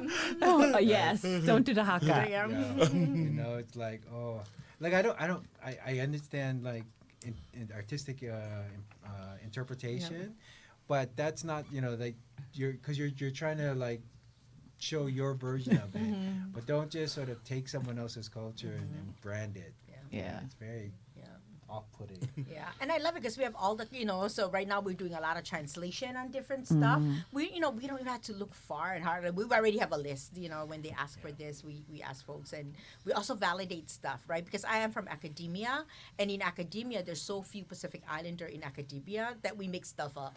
You know what I mean? And then nobody check us, you know what I mean? Yeah. But you have, so let me tell you, because I am from academia, so I can talk about it without people throwing shades, but I am, I'm a professor. So, when you are the only Pacific Islander in academia, whatever, they ask you, and then you're not speaking on behalf of all of your group and whatever. So, of course, you're going to say thing and they take it as is. So, I think for me in academia, it's a lot more important for me to be part of this Pacifica, movement, this national organization, because that's who needs to check me. Yeah. Or any other people in academia. Check all of us. All of us, We check each other. Check each other. Because that's it. That's accountability. Yeah. That's what accountability is. So for all my brothers and sisters that are Pacifica, that are in academia, get people to check you. You know what I mean? Because sometimes you're so alone in there too. And it's for your own good too. Right? You feel like you're not only, your sense of belonging is not in your institution or in your academic topic or whatever else. It's in your community, right? Because the thing is, in academia, your degree gives you power, your position gives you power. But if you are centric, if you're Pacific centric, your community, your identity, that community, that gives you power to speak on behalf of your community and with permission and respect and all that. So I think giving our time, I didn't go back to the issue that you brought up, Ray, volunteer our time and talent to the community. It's just what we get back from them is all of that. It's all of their wisdom, their insights and all that kind of stuff. So we're receiving a lot. So it's not just us giving, it's us receiving. And I feel like we are receiving much more than what we give. You know what I mean? Whatever time and talent that we give, the blessing that they give back, I'm a much better person because of it. Like in every sense of the word, So it's easy to give. Of course, they torture me along the way, but that's okay. Because I torture back. It's part of the job. Yes, you do. I torture back. So that's what they told me. Say, "Hey, torture me." I said, "Not as much as you torture us." I said, "Okay, I feel better now." Yeah, when I younger in my career, I would separate, my biomedical world and my culture. And it wasn't until I realized that the way I look at the biomedical world is through my lens. And, and then I take that lens and work in the biomedical world to come back to the community. And so the part that fuses them together is and I can draw parallels, so when I'm working on disparities for like Pacific Islanders, I'm helping diabetes as a whole, And one of the things that I've become really clear about is one of the buzzwords that goes around is health equity. And I realized a long time ago, I don't want equity. Because equity means I had the same as somebody else. Right. And if their stuff sucks, we both have, we're both sucky in a bad stuff. situation. Yeah. What I want is optimization. And so that's how my science helps like change the way I look at disparity is through like Pacific people. Because, there's a lot of talk now in our, I just became the fellowship director for my institution. And so one of the things they talk about is sort of representation and equity. And they're like, well, we need to hire more people who speak Spanish. Or it's like, I think you're missing the point. They don't want that.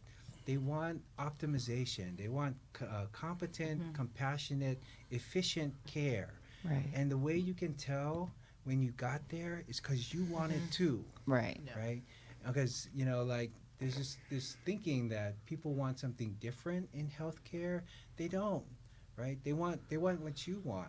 Yeah. They want when you come out of a interaction with a physician or a medical facility, you should feel supported. You should feel like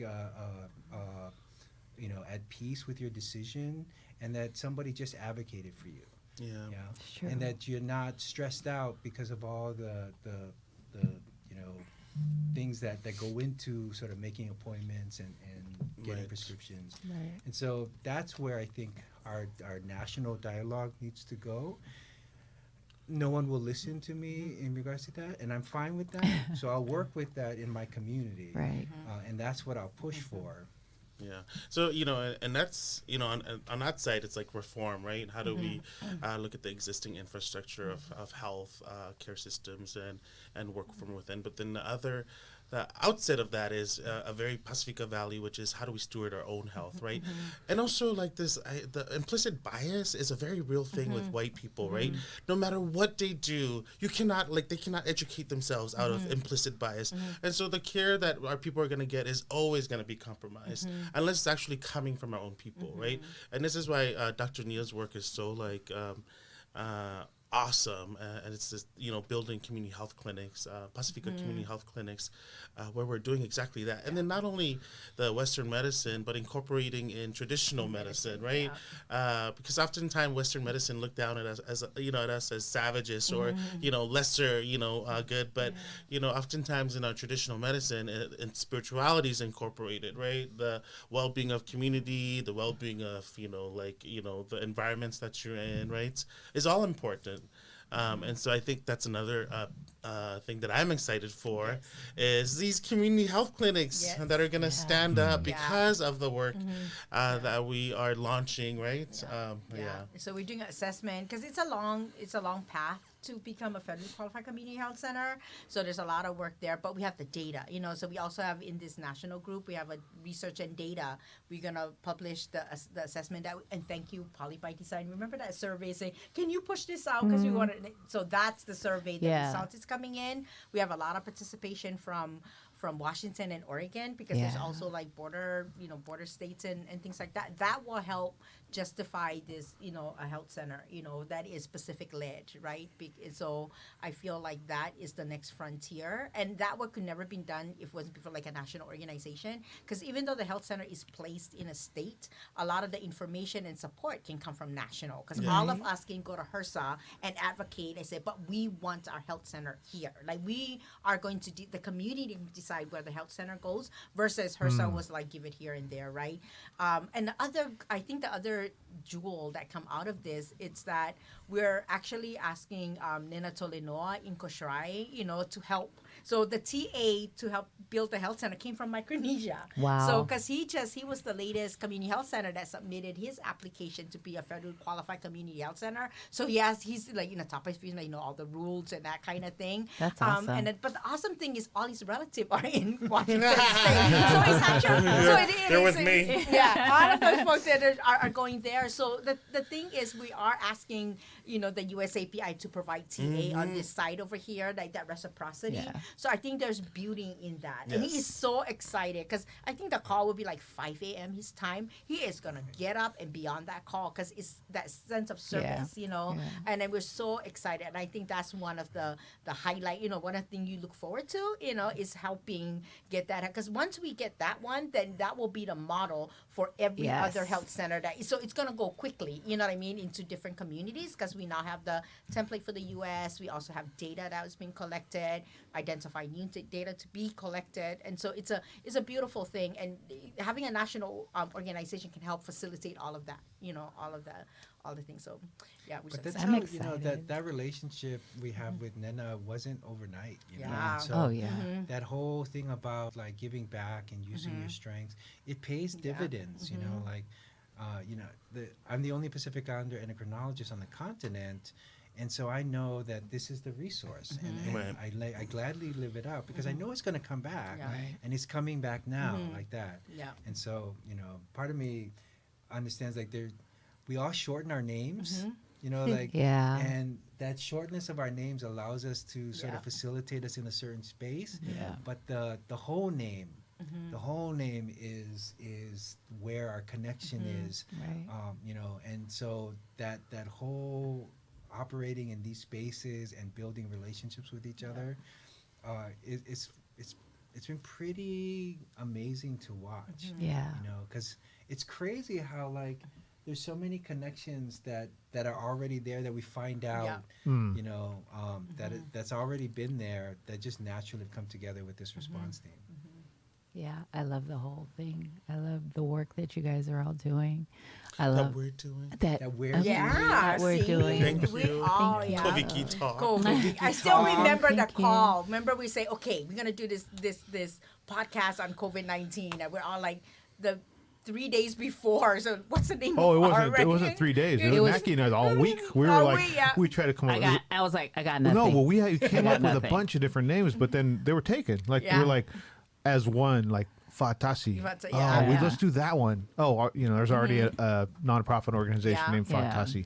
Oh, there's this. Then that we came up with, because we kept thinking of what's the English word, and then what is the Pacifico word. So then we came up with something, and we ended up with Luminati. Like Yeah. when we And that was came taken. down with it, Yeah, there's a Luminati, scholarship. yes, with- scholarship, so yeah. we were like pretty much convinced all the cool names are taken. Yeah. And it took Dr. Nia like 5 minutes and a text message. I did.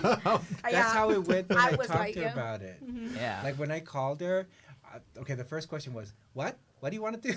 She said, Yeah. "I think it'd be we should do like a podcast where we talk about like issues regarding COVID." She's like, "Okay, yeah, I think that's good." And then she gave me some recommendations, but then boom, I knew like she immediately went to her like work mode and to-do list. She did. And then I remember asking like Naki and Kara, I was like, "Hey, you guys interested in doing like Did a you podcast?" ask? Yeah. I Yeah. did.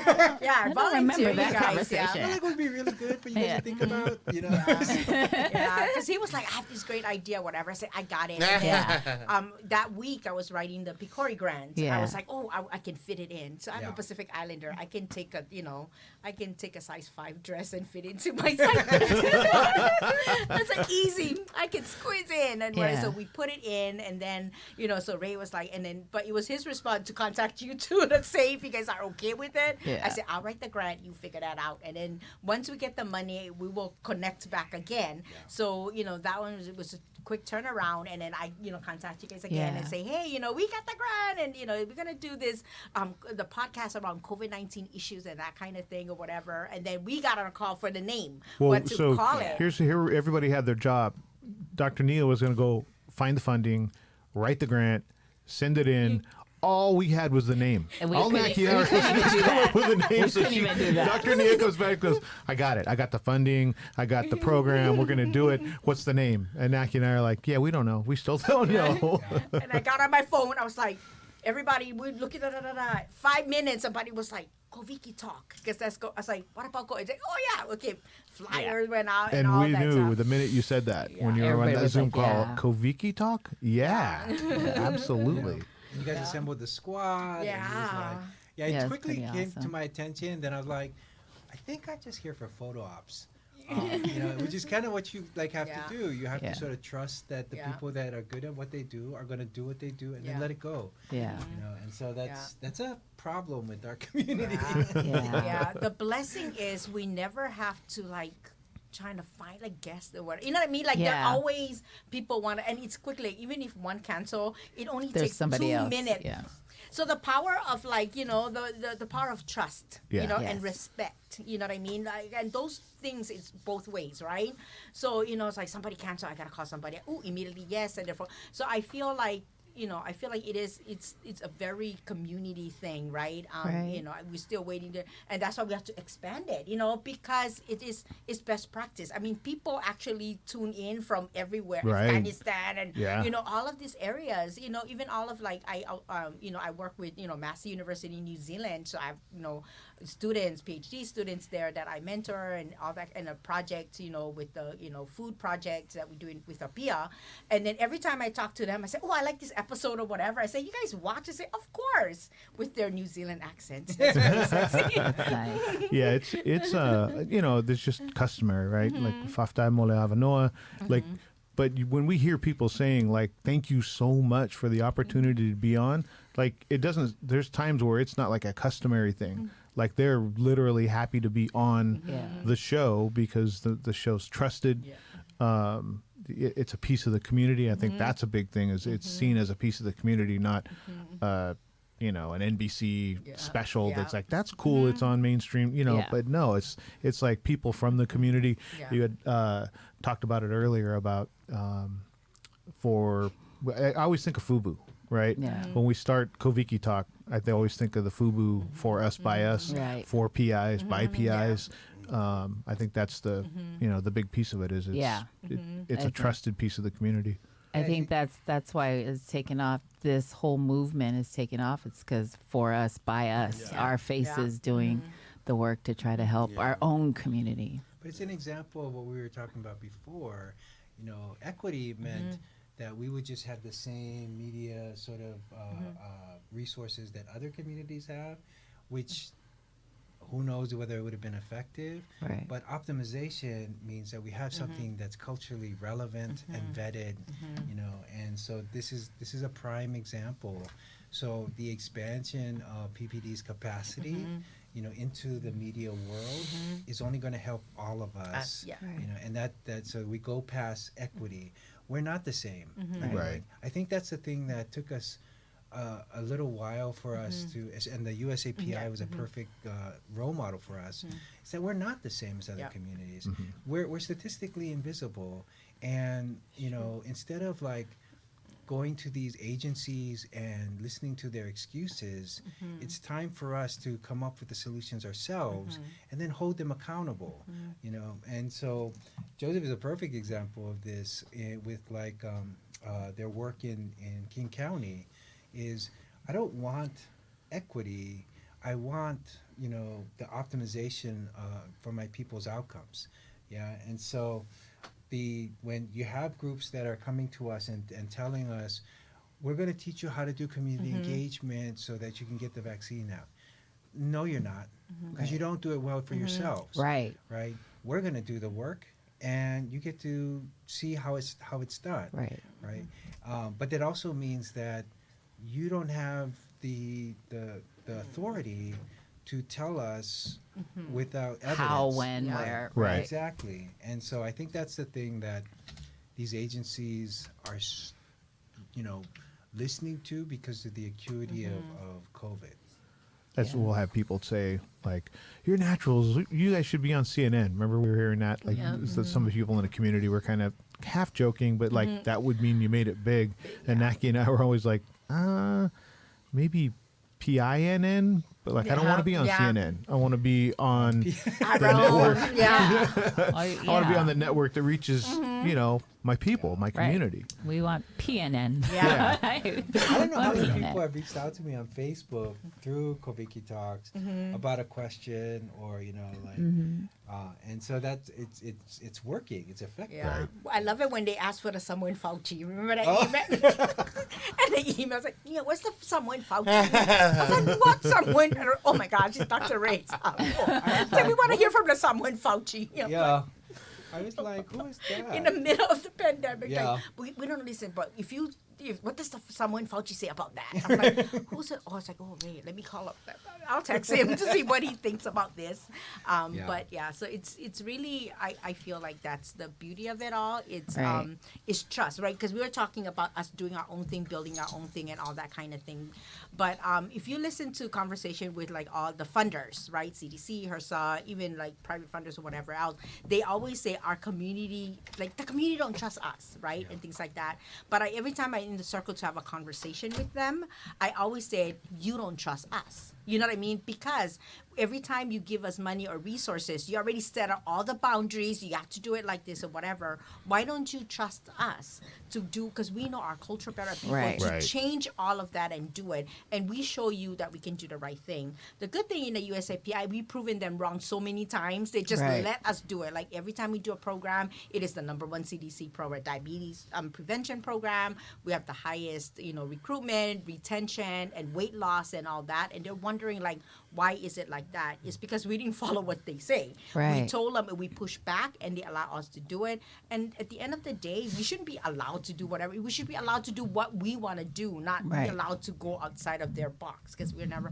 So I feel like that's what we're trying to do with the national organization, is for all of us to say that if you trust us, that we know what we're doing in our culture and our people, then we can show you can be successful, because a lot of the programs in public health, like our number is always the lowest. this because they have not allowed us to do the type of programming that work for our people. So it's time for us to speak back, to go back and just say, push back and say, trust us. And whatever trust that is given, you steward it well, because that will be the only opportunity you will get. And I say, those Pacific Islanders, we give them power, whatever, and money and resources, and they waste it.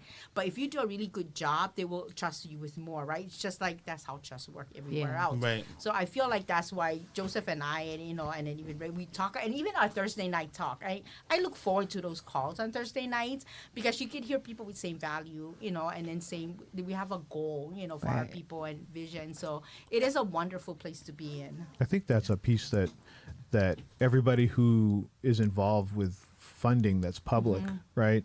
You have the responsibility to the community to do the work. I mean, there's just a stewardship of the funding that you get, but you have responsibility to the PIs that come behind you, because if you muddy the road and they say, well, we already worked with Pacific Islanders and you guys said, trust us, let it do our way, and then you just took the money and didn't do the work. We're making it harder for the people behind us. So there's the responsibility to the community. Do what you're supposed to do with that funding. And the trust of, okay, we've told the government, we know how to do it.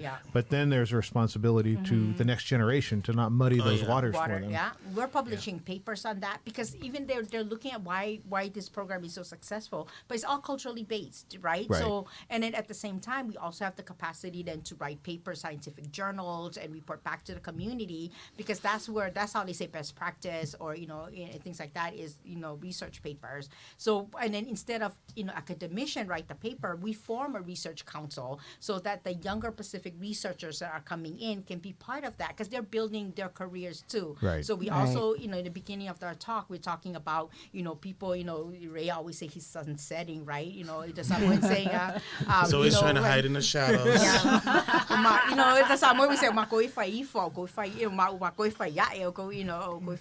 going up. And so we're talking about that. It's also stewarding in generational, right? Because we're that part of our career. It's time for us to make sure we train the next generation, value is transferred and that kind of thing, and then give them the opportunity to be first author on paper. There's also the culture of academia, right? The more paper you write as first author, last author, or whatever, give that to the younger generation, because their career, they're going up. For us, it's like, we're just tenure, whatever, then we just ready to go. But we have to get all of that. So back to the idea, Carl, that you said about stewarding, right? So you steward all the position that you're in, whether it's resource or money for your community, your projects, papers, and all that. So that space for the national organization, for all those pieces to come together, but have those cultural values.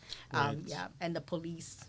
There's got to be I think a lot of our work is also rooted in anti-racism, right? And what are how do we understand notions of gatekeeping, right? When we are so often tokenized, right? We're lifted up either by the AAs or by other folks, right? As the representative of our communities, right?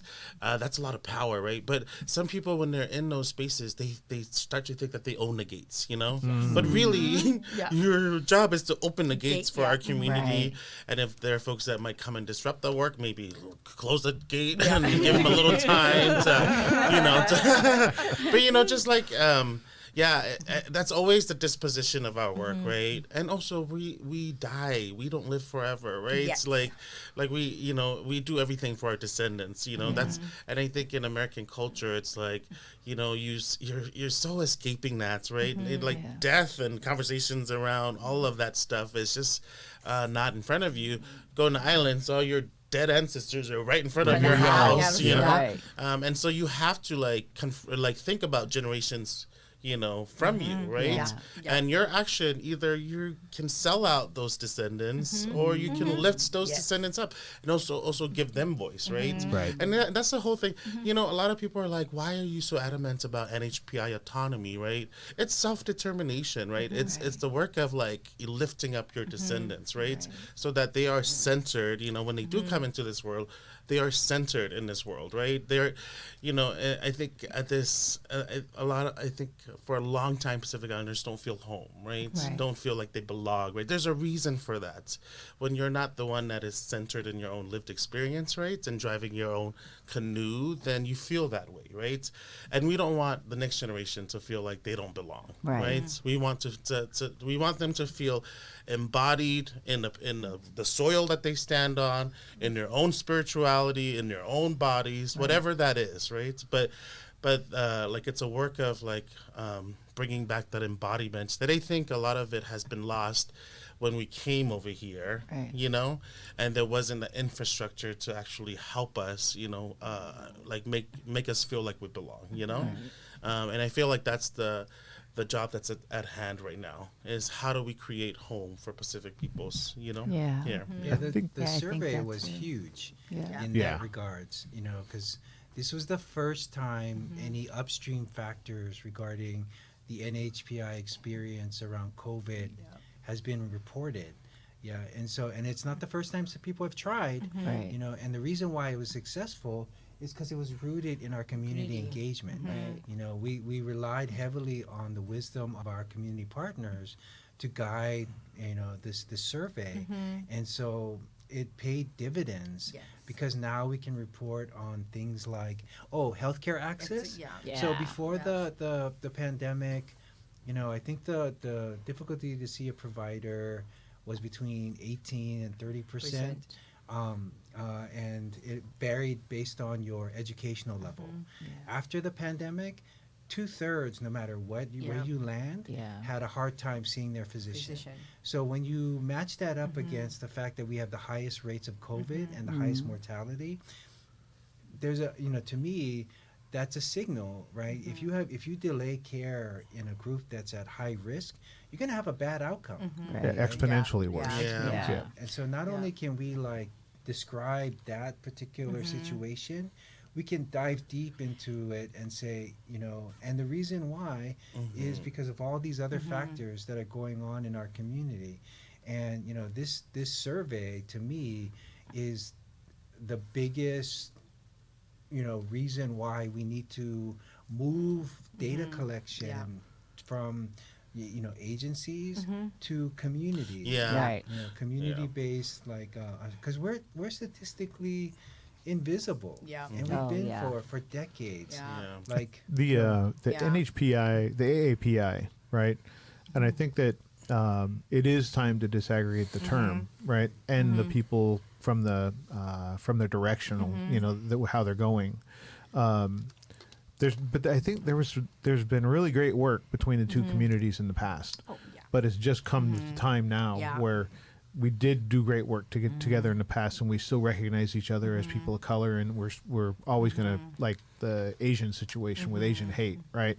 So we're still going to advocate for one another, but it's just time to separate the two.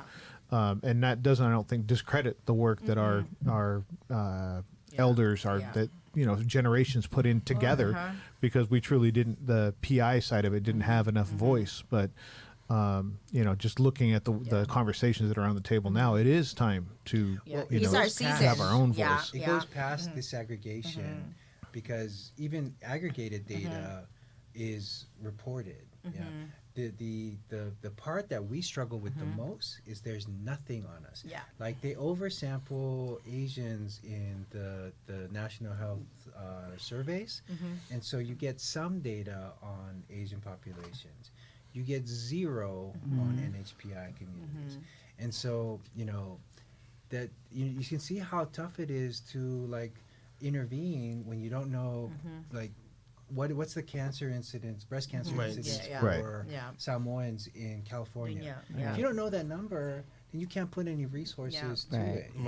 And so for conditions like diabetes, where we know there's diabetes somewhere in the room. If you have more than 2 Samoans in a room, you know there's somebody's got diabetic. But we don't have any numbers to guide our policy.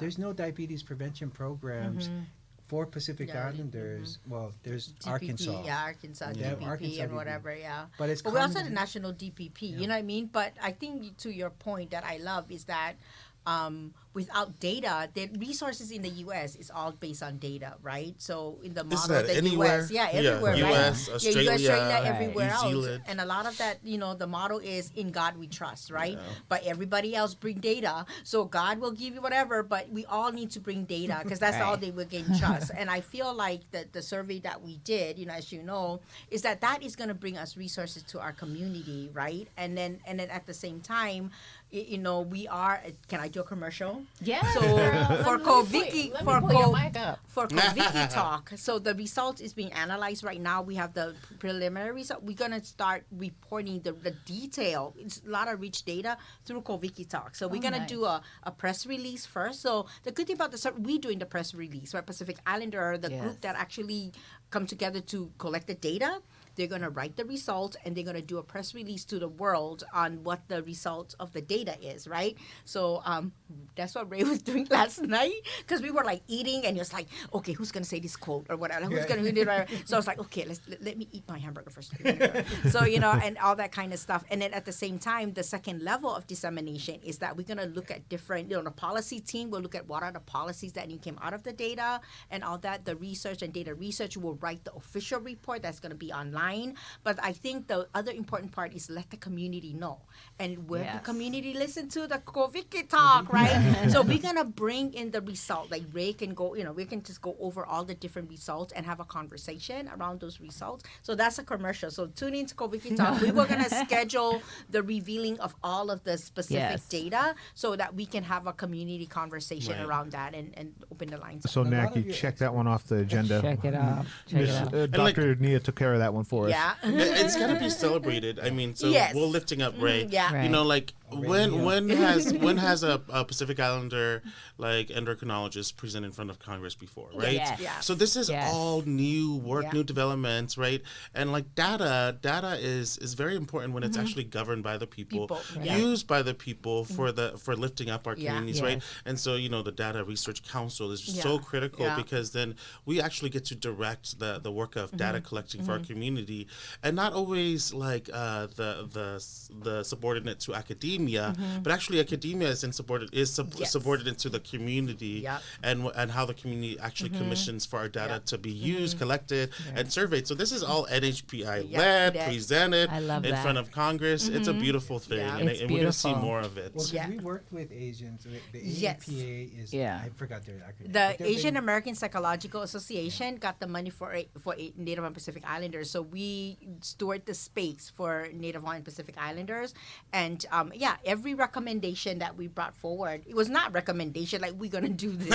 So it was not, we were like, we're going to, and they were very, embracing, they're very supportive and all of that kind. So it's a great example of working with Asian American colleagues. So we have great examples of all of that. So we're very excited and the community participated. Yeah, you can't just say you're gonna. You have to be there and like do the hard work of analyzing. And I think that's why it's time, because I think maybe 10 years ago, if we would have broken off, there wouldn't be people gathering data. It would have been worse for our people if we broke off 10 years ago. At this point, like, we're able to drive our own ship, and it is time to separate.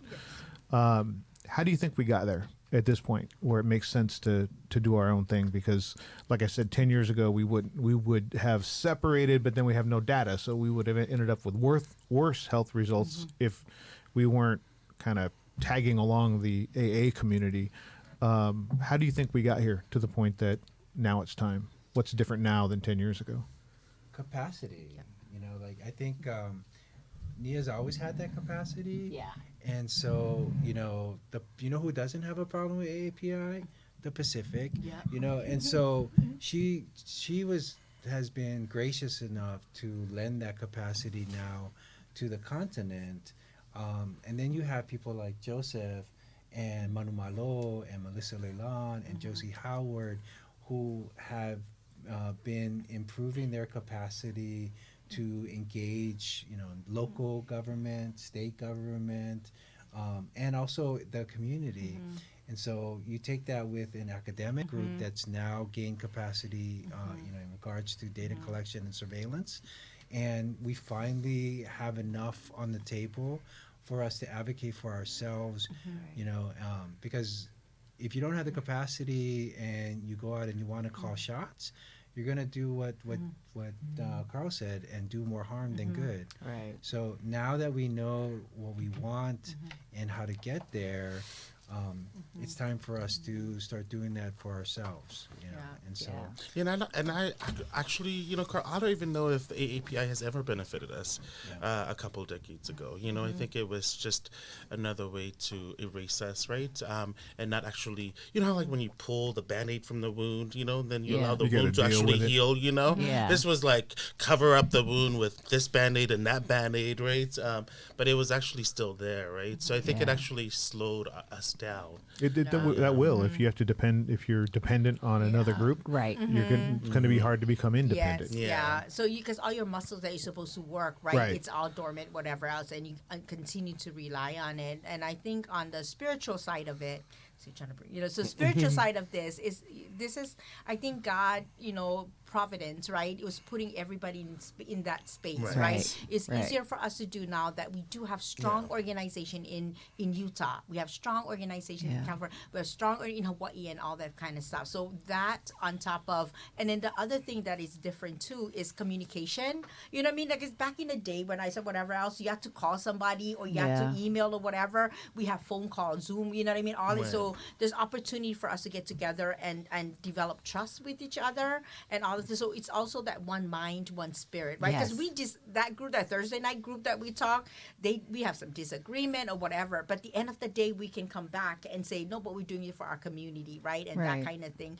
So I feel like it was set up for this. This is our time, right, to do it. It's our season to go and do it, because I think all, you know, they say all the stars are lined up to do it. And it is a true community effort, right? Because, you know, also in the past, it's like somebody was so, you know, hyped up on the top, right? And trying to organize everyone else to do it like that. But I think this movement is everybody from their own corner of the world, of the U.S., say, yeah, we're ready to go. And then when we had the meeting with the USAPI leaders, and they're like, well, we've been here. We're waiting for you guys to call us. You know what I mean? That was a beautiful meeting, because all of the folks in the U.S. were in that call, and then you have the USAPI, and they all like, no, we were organized and stuff like that, and now we can do this. So it is. I think it's a season for us to do it. You know, and we're just blessed to be part of that, right? You know, to witness this, right? Because there's so many people before us that wanted this, but it was not that season, right? So I think it's God's grace that we're in this time to be part of this. It's like it's an honor, and I think that's what makes us work harder at 4 o'clock in the morning, because it's an honor and a responsibility, right? So I feel like that's where we're at. It took us a while to know how to move forward with our Native Hawaiian sisters and brothers.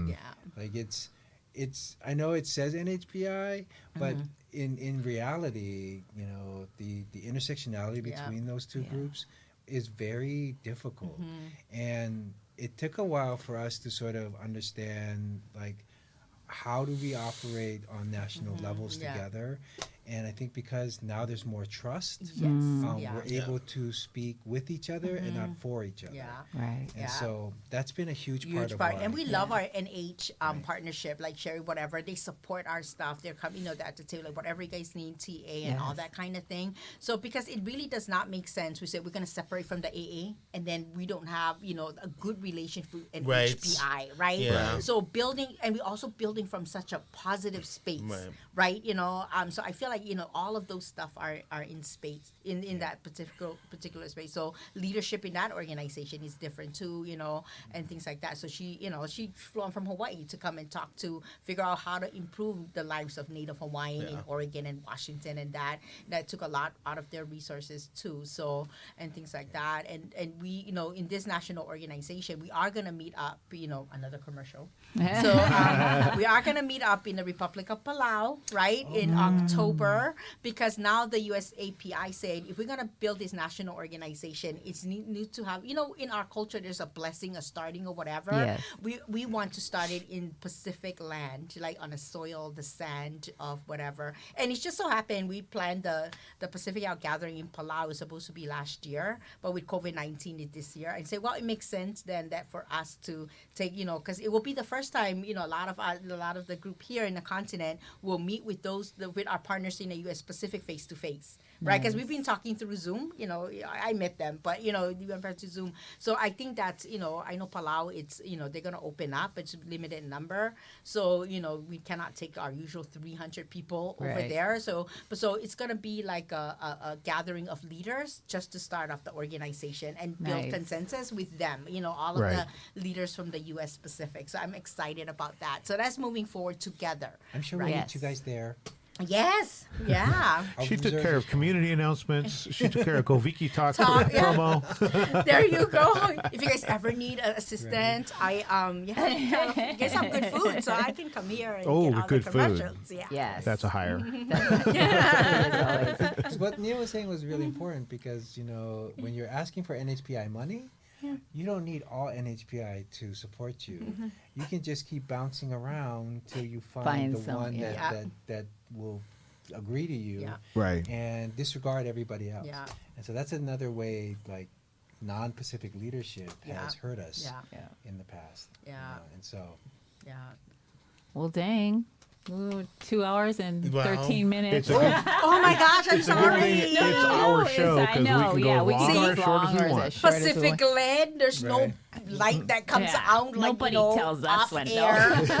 There's no Well, it is off-air called- button. Paikakala. Yeah. Yes, there you go. We did plenty of that. Yeah. We did plenty of that. Wait, Oh. the real Faika is going to happen after the show. Right. What do you call? What's the drag? What's the after show? For Oh, Untucked. Untucked. Untucked. Ooh, I like that.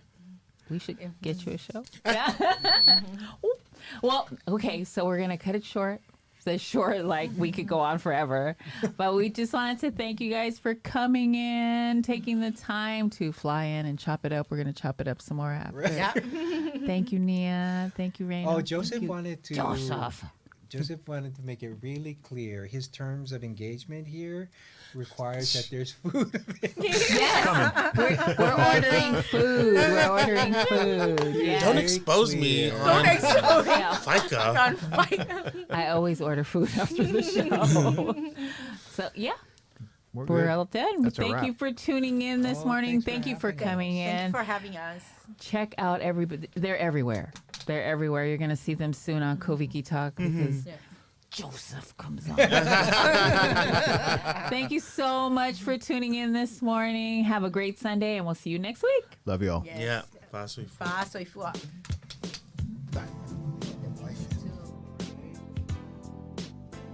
Yay! Thank you.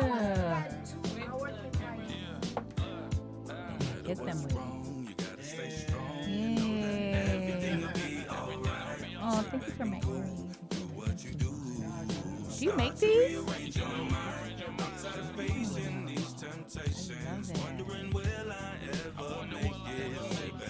Oh, Urbanesian. Yeah, Urbanesian. Yeah. They have fun. Leah, she's one of our teammates. She bought it. Yeah. I love it. It went quick. Yes. Oh, thank you. You're a professional. Carl. Yeah, that's what I'm after. I'm chasing dollars, chasing dreams. I've done this out of love, putting it out easily. I do this for my family, was never in it for the streets. Tell them haters to relax, this ain't no need for the beat. That was what we had for breakfast too. I know. I finally get to meet you and hug you. I'm so happy. And Nia, Neil, he hasn't since the pandemic, and we just moved in here. We just got this office in January. Yeah, we were at ours. They had a room they let